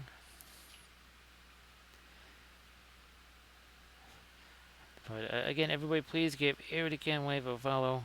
And again, if you there you go, got the Pinterest link already up there.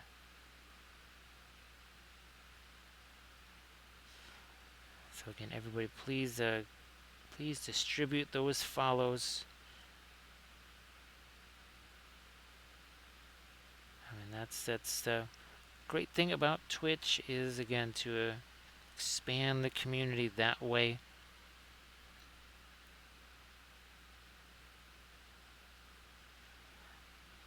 After coming from something like YouTube, I just didn't think there was anything quite like that. It's very much a different thing than YouTube, and how that kind of works, which is very nice, very refreshing.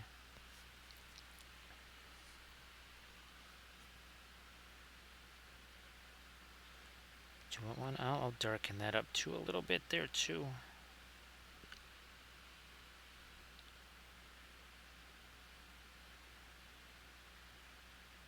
I mean, there's a bunch of streamers, unfortunately, that I just don't see anymore. Obviously, Steeler Rebel, Avocado Kids, Thunderdome Drew, Plushie. There's a good half dozen or so folks that I just don't really see anymore.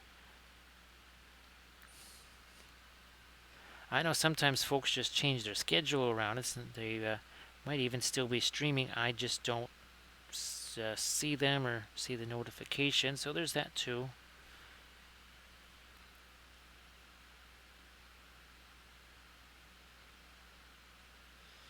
Alright, we'll lighten, put that little bit of edge there. Hopefully what that does is make this a little lighter without me having to try and put any more highlights on there, because I just can't. There's nowhere to go highlight wise there. The only way to go is darker. When in doubt, Book of Wapple says, make things darker. Like this. That's mostly indigo there, so not actually Prussian blue. More of the indigo.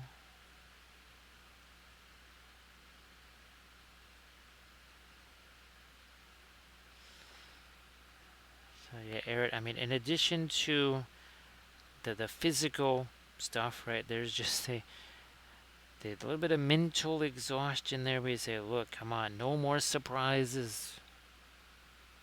Please, no more surprises. I mean, it's like we like surprises. Nice surprise, not those kind. Those are not the nice kind of surprises. I'm gonna go for it with the, yeah, a little bit of a brilliant yellow pale. This thing now that we've kind of taken away some of the lightest lights there, I just want to get a couple little edges on this. Not that edge.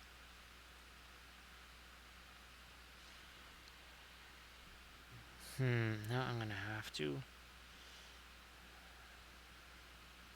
get some light right along there too. Now this has no reflected light here. Let me try something like this. Boy, that's a color we haven't used since the beginning. That was 3 hours 28 minutes ago.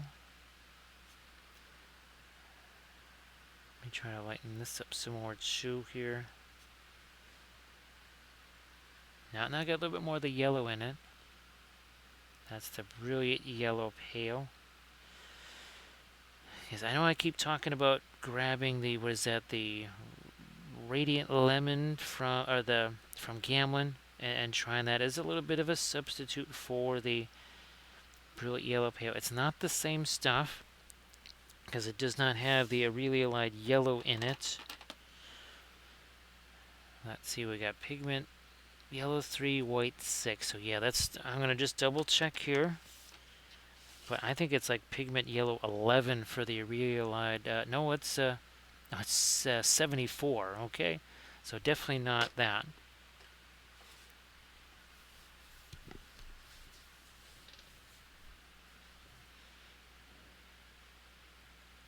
I'll lighten you up a little bit there. Also a bit there, right on that fabric. Gonna try to lighten this up. I think we can. That would be with the, well, now Radiant Violet. Gotta thin that down. Look at that. That's awful chunky looking. Chunky is okay for chili, sloppy joes, that sort of stuff, but not for oil paints. Not looking for chunky. That's better. And here's my micro blending brush. We'll use this guy to take those edges, soften those edges.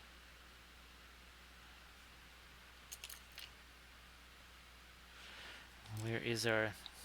This is one of the very first Shatterpoint figs we did, so you can kind of see a few little similarities there between the two. Now this one is a Jango Fett here.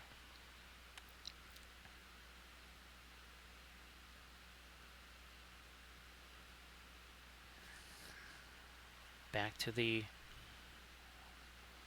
little bit of our yellowish color.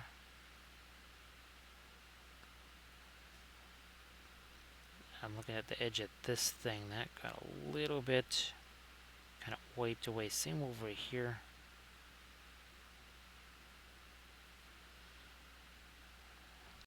Can you see what? Okay. I think if I move it up a little bit more, you can see it better. There we are. Alright, now that bottom of the eye opening there, again, that was a bit on the ragged side. Need to just get that back into shape.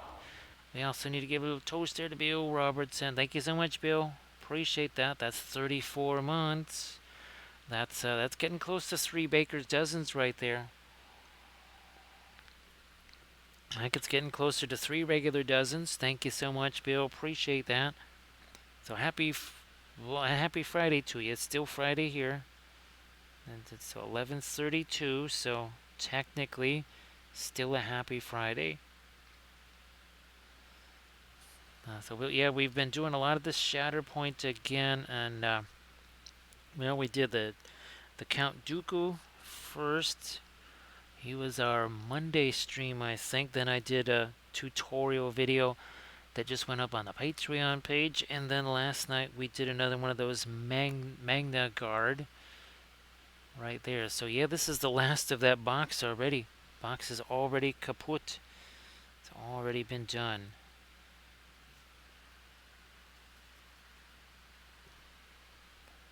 So hopefully you've been able to, well, or at least maybe this weekend you'll be able to work on some more figs.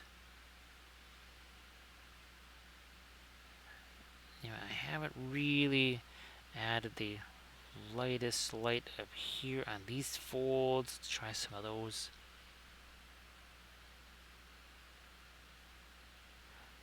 Yeah, like that.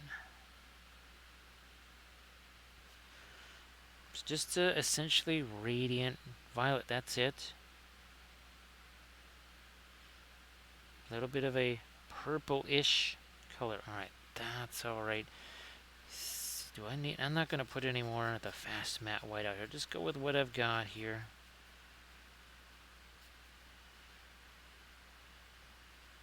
Yeah, I guess there's going to be some brilliant yellow pale in there too. Ah, you did get the water effects. Well, Sarge, I wish you lots of luck with that. Water effects are always, you never quite always know what to expect from those. So here's hoping that, well, they work out the way you want. And I don't know, maybe also too, there's, well, like you say, you find something about them and you say, oh, well, yeah, I'm going to try this. Didn't know these could maybe do something like that. So yeah, with those kind of things, sometimes you never quite know. Maybe you have to use them a little bit differently than when you first thought about. Hey there, Arctic Turtle, how you doing? That's well, now I know how you're doing. Now I know how you're doing. Well, sorry that things have not exactly gone the way you wanted there. Hopefully that's very tasty and kind of takes the edge off, so to speak. A little bit of medicine there, just a little bit of dose of medicine maybe. Oh yeah, we got to do the same thing over here. I'm just going to take again some of the dark, and I just did a dry brush here, so I didn't add any paint to this. I just took, there's some darker paint up here, and I just took the blending brush and pulled it down that way. That's all I needed to do. We also need to say hello to Doji. Doji, how you doing? It's great to see it. Well, it's got to be, well, maybe not super close to a bread or a bakery run. I know there was a B in that word somewhere. Bakery run can't be that far off. So nice to see a happy Saturday. Yeah, Doji, I'm going to try to see if I can't get at least just one of the Eldfall Chronicles figs based so that I can work on that tomorrow. I think I might just do that as I'm thinking, well, there would just be the one figure and then maybe I don't know, who knows. We'll see what happens, what I can actually get based. Just about to go on that bakery run. Yeah, I'm quite looking forward myself to some kind of food after the stream here,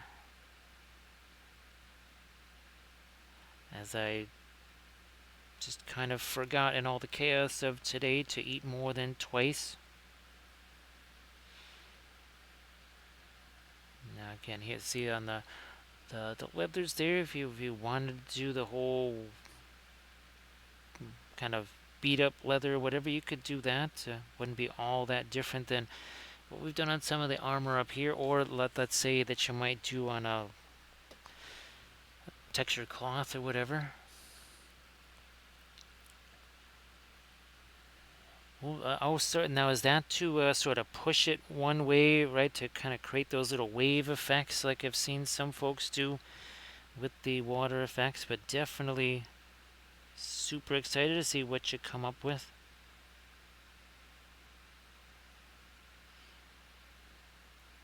Yeah, there's some mold lines that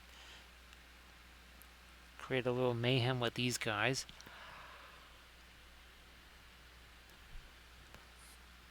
So those have really that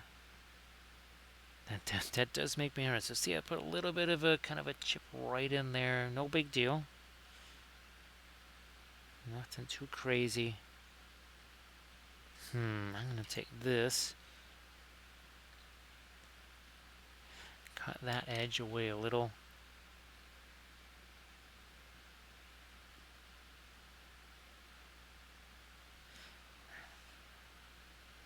And a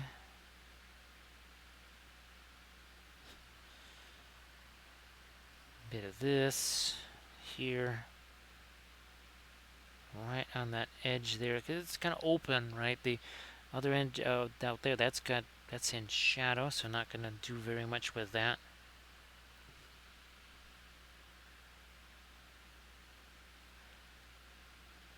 Yeah, last little bit here of the yellow pale. Now let me see if I can't take some of the indigo here.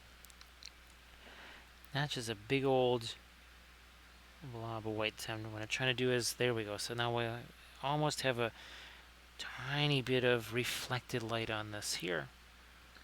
Can't just be one big flat facade of light there. I think there's one over here doing the same thing. Well, a couple of areas. First that, then this, and even that needs to be, there we go. The bottom of that had to be toned down a little bit.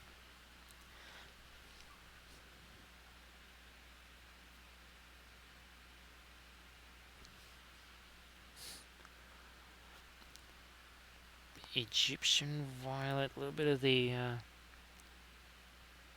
indigo in there. Bingo.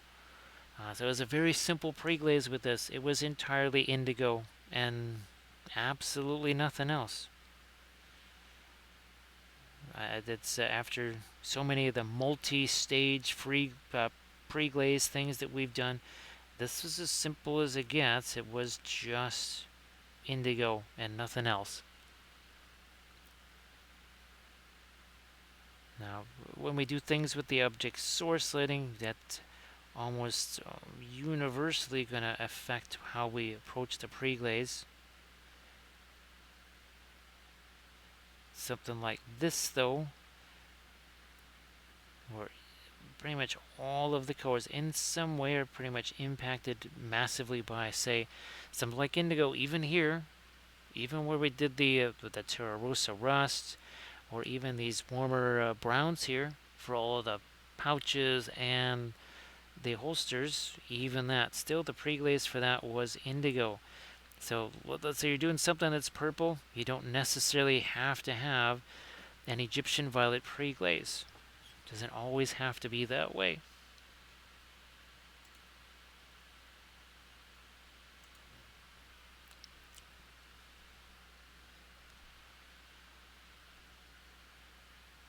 Now this, I'm also gonna throw a little bit of dark over there. No, not with the, not with my indigo violet. More of just the indigo.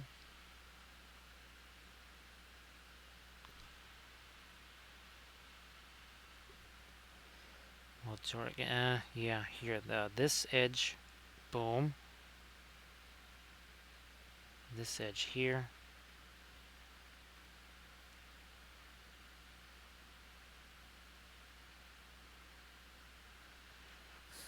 Back to my blending brush, because this, again, a little ragged here. So not doing this, it's straight up and down. I know it kind of looks the same, but there's two very different motions that are happening here.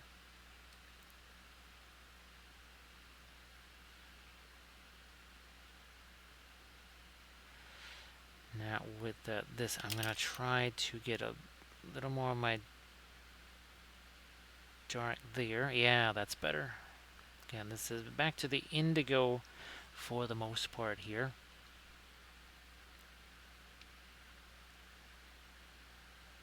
See if I can get that one band over there. And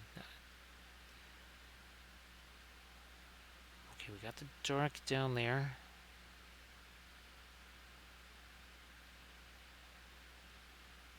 That always wants to go a little bit sideways every time I do that. Okay, I think we've got the apex of that cone. This also needs to be broken out. Essentially a little flamethrower thing right here.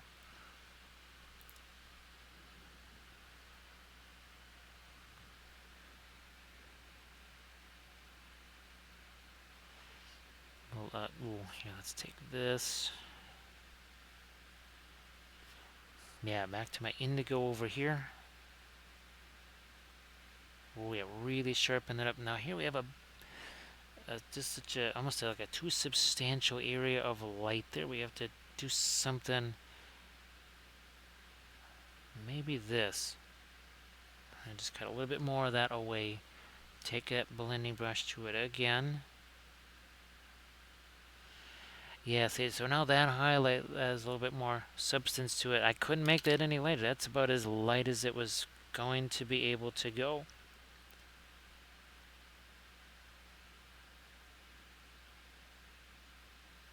That was about it.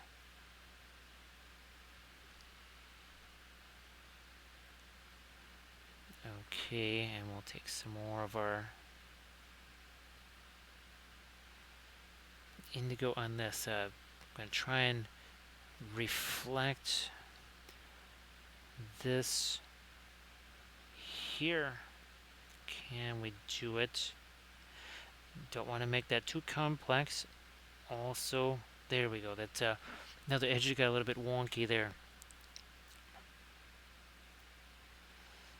So Doji, I hope everything again is gonna be very, very tasty at the baker. I'm sure it will be. It always is. Ironically enough, someone yesterday, they were working on a whole bunch of cakes, and they basically, this was actually a gluten-free cake, and it was, they wanted to see if a regular person who doesn't need to worry about gluten issues, did it taste okay? Was it dryness? I think that was the big thing they were worried about. And no, it was just fine. So now I actually have some samples of frosting, of cake, and of the ganache. And it's almost like a cake salad. It's like, you know, where you take your little taco bowl and you just throw taco ingredients in there, but no actual taco to put it in. This was a bit like it was like a cake sampling. And that's what I'm going to have after the stream here. So yeah, there was like, and then there was some of the other regular frosting too. So there was two different types of frosting. There was the cake itself, and then the ganache, which I believe that's for between the layers. I think that's usually where people throw something like that. So that was, I was really, really surprised by it. And then I think they finished the rest of the cake that night. They were up very late working on that thing.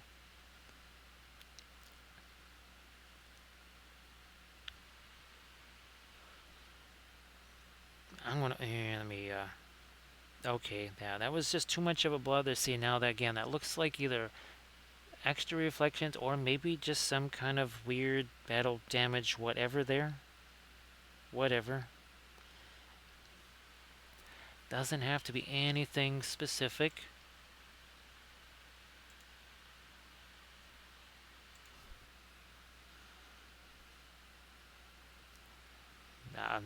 No, I'm not gonna. But boy, look at how this rust here looks so dry and everything. It's still wet paint. So remember, it's just as wet as all of this other stuff here that might look more wet because it has more of the shininess to it.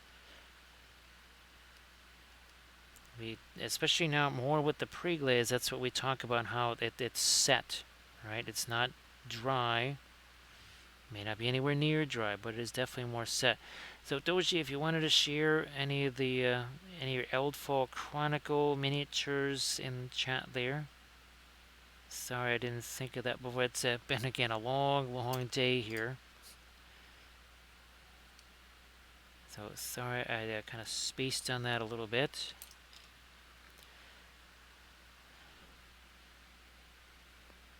Got another little piece of fuzz. Gotta get rid of that first. Okay. Hey there, El Capone. Nice to see ya. Well, there's 12 minutes of Friday here, so I can still, even now, I can still say Happy Friday. Also, 3 hours and 47 minutes ago, there was no paint on here whatsoever. It's all happened in less than 4 hours. So everybody please check out the Instagrams by Doji there. Eldfall Chronicles, some really fantastic miniatures.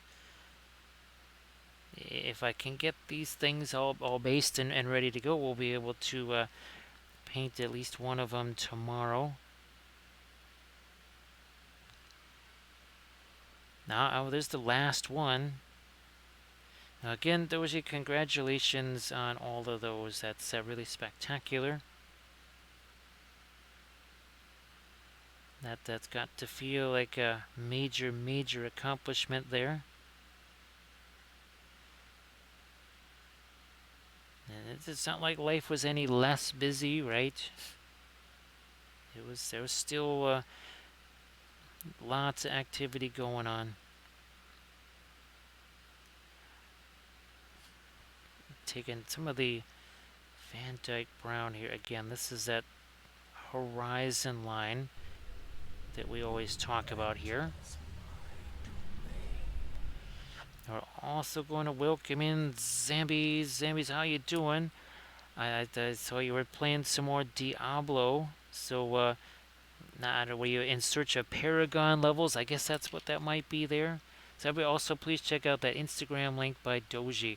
So Zambies, how you doing? We're painting, guess what, more Star Wars Shatterpoint miniatures. But we're going to welcome in Kate, and Gandalf is going to say, seriously, dude, you're going to ask me to walk up on that bridge, right, and fight that crazy, scary monster with the wings. He's like, oh, yeah, he's really tame. Don't worry about him. Thank you so much, Tricky Gurky. Appreciate that. It's like, wow. I think the pipe weed's getting to me, because how many of there are you? He's like, well, there's just one. I'm Gandalf the Grey. It's like, yeah, but what about the guy in the white robes? Like, I'm not so sure about him. He's like, you know what? I think that's you after you die. It's like, wait, what? What's this about? Thank you so much for the follows. Appreciate that. And thank you so much for the raid there. So Kit Kat. All right. Well, thank you so much, Kit Kat, for the follow. Appreciate that. And, of course, everybody please give Zambies a follow. Zambies, thank you so much for the raid. So we're working with traditional oil paints here. And as in oil paints just right out of the tube here. Here, let's just grab a couple of our different ones here. These are 3 primary brands. These two, Gamlin and Winsor Newton, very similar in price, very similar in quality, good stuff. This right here on the Williamsburg handmade oil color, it's legit. Also means they will be more expensive. Now this is the last figure from the Count Dooku box. We did this, Monday, right here. Then I filmed this tutorial video with one of the Magna Guard, and then last night we painted this Magna Guard. So yeah, that's all from, again, the Count Dooku box. We've done plenty of other ones, though. Did pretty much the entire starter box. Look, more Mandos with glowy things, because, well, we love our glowy stuff here. Look, more glowy things. Like Darth Maul. Where's our Anakin? Well, we'll just do this one right here again. Some more glowy stuff. Oh, by the way, they don't come on bases like this. All of those are some 3D printed basing bits, also tree bark, also cork bark there. And then here's some more 3D printed bits that we added on these clone troopers. There you go, like so. Those are hoodoo rocks from Make It Epic Basing. And actually, this guy's up on the YouTube channel now. Just a little bit of a condensed session here. So good night, Tricky Gurky. Appreciate you being here. Now we also, well, we do a lot of Lord of the Rings stuff, as you saw, and Star Wars is not the only thing that gets glowy stuff. Our Lord of the Rings figs also get some nice little glowy things. Glow can be just about anything. Oh, look at this. Historicals. Yes. Also glowy things. Yes. We love our object source lighting. Doesn't matter what it's on. Again, we're still using oil paints for that. In some cases here, oh look, we take the fluorescent powder, linseed oil, poof, we got ourselves our own oil paints. Hey there, Artemichael. Nice to see you. Artemichael, maybe Grievous will be Gothmog. Yeah, we'll just make him Gothmog. And of course, well, oils are perfect for lots of freehand. Because, well, you can make instant adjustments to it all the time. It also tends to shade itself. Where's, here it is. Yeah, this was all done also with the oil paints. You can make adjustments to it very easily. And like I said, it basically shades itself. Fantastic. So Artemichael, hopefully things are somewhat okay there, not too crazy.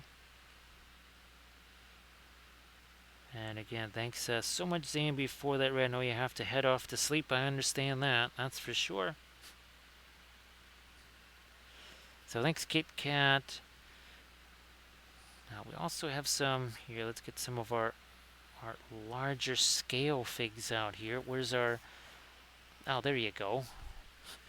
This is from Loot Studios. The oils also made this quite the snap because all I had to do was slap some green paint down there. Then we took our blending brush that has no paint on it, and we're just able to blend all of those together. Just makes short work of all that kind of stuff. So Artemichael, those things are still happening there. Sorry about that. And of course, sorry that you got yourself a new hairdo. I would imagine, I don't know if you look kind of like the proverbial cat coming out of a dryer. So sorry that you have to deal with those again. It sounds like it's been day after day after day after day of those. It seems like you are stuck in the same kind of system that was pummeling us here for the whole first half of July. So Doji says, doesn't matter whether it looks like a cat out of the dryer, he just wants some hair. Well, Doji, you have a great bakery run. Well, Doji, I technically get to have a bakery run on Saturday morning because it's 11:56. So yes, I will also get a Saturday morning bakery run.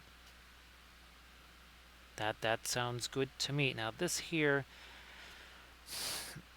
I'm just going to do this. I'm just going to take some of this dark here. We're going to just dry brush that in. Then maybe do some reflected light down here.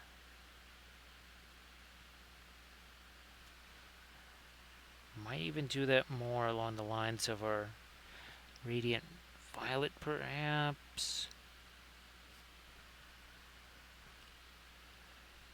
So yeah, Artemichael, sorry that now I don't know if it's also tons of rain or if it's just kind of that and your wind and stuff.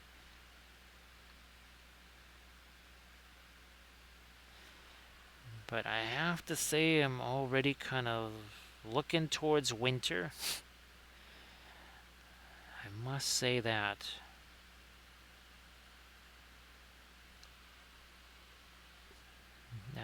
Here, let me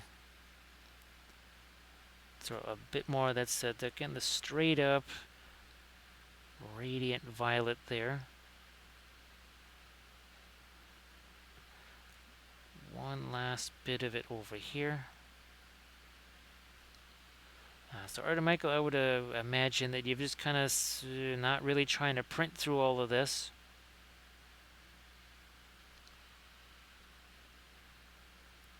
Ooh, yeah, this can't just end over there, and can't just end over here either, but I will get my blending brush involved with this though.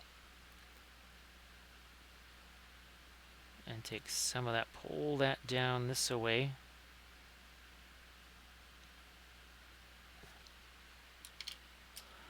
Yeah, Art and Michael, well, at least now I know where the light is for the Sonic Mini 4K. Now it's sitting on top of the printer because it was not in the place I thought it was.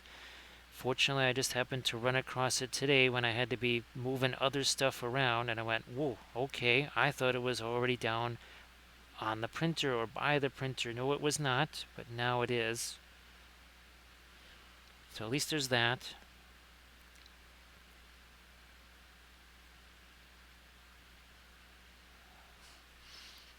Again, the 3 hours 57 minutes ago, this was just primer. No, acrylic, zenithal, and then oil washes or anything like that. Just straight up oil paint here. Just like we would be doing oil painting, except in 3D. So yeah, whether it's a Space Cape or whatever, same oil paints that I use on the miniatures, whether it's that or maybe Megicelled here. There's a little Megicelled for you.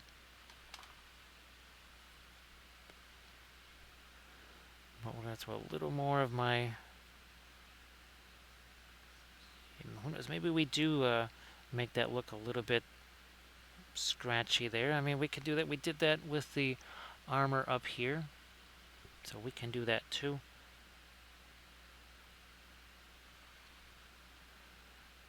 I don't think I need to lighten up the holster anymore. I think I might also...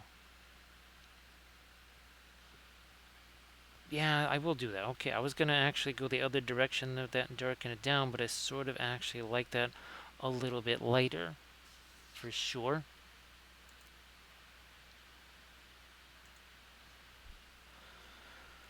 I can't really get that any more blue. So that's our phthalo blue there with some of the radiant turquoise. We did the same thing on that part over there.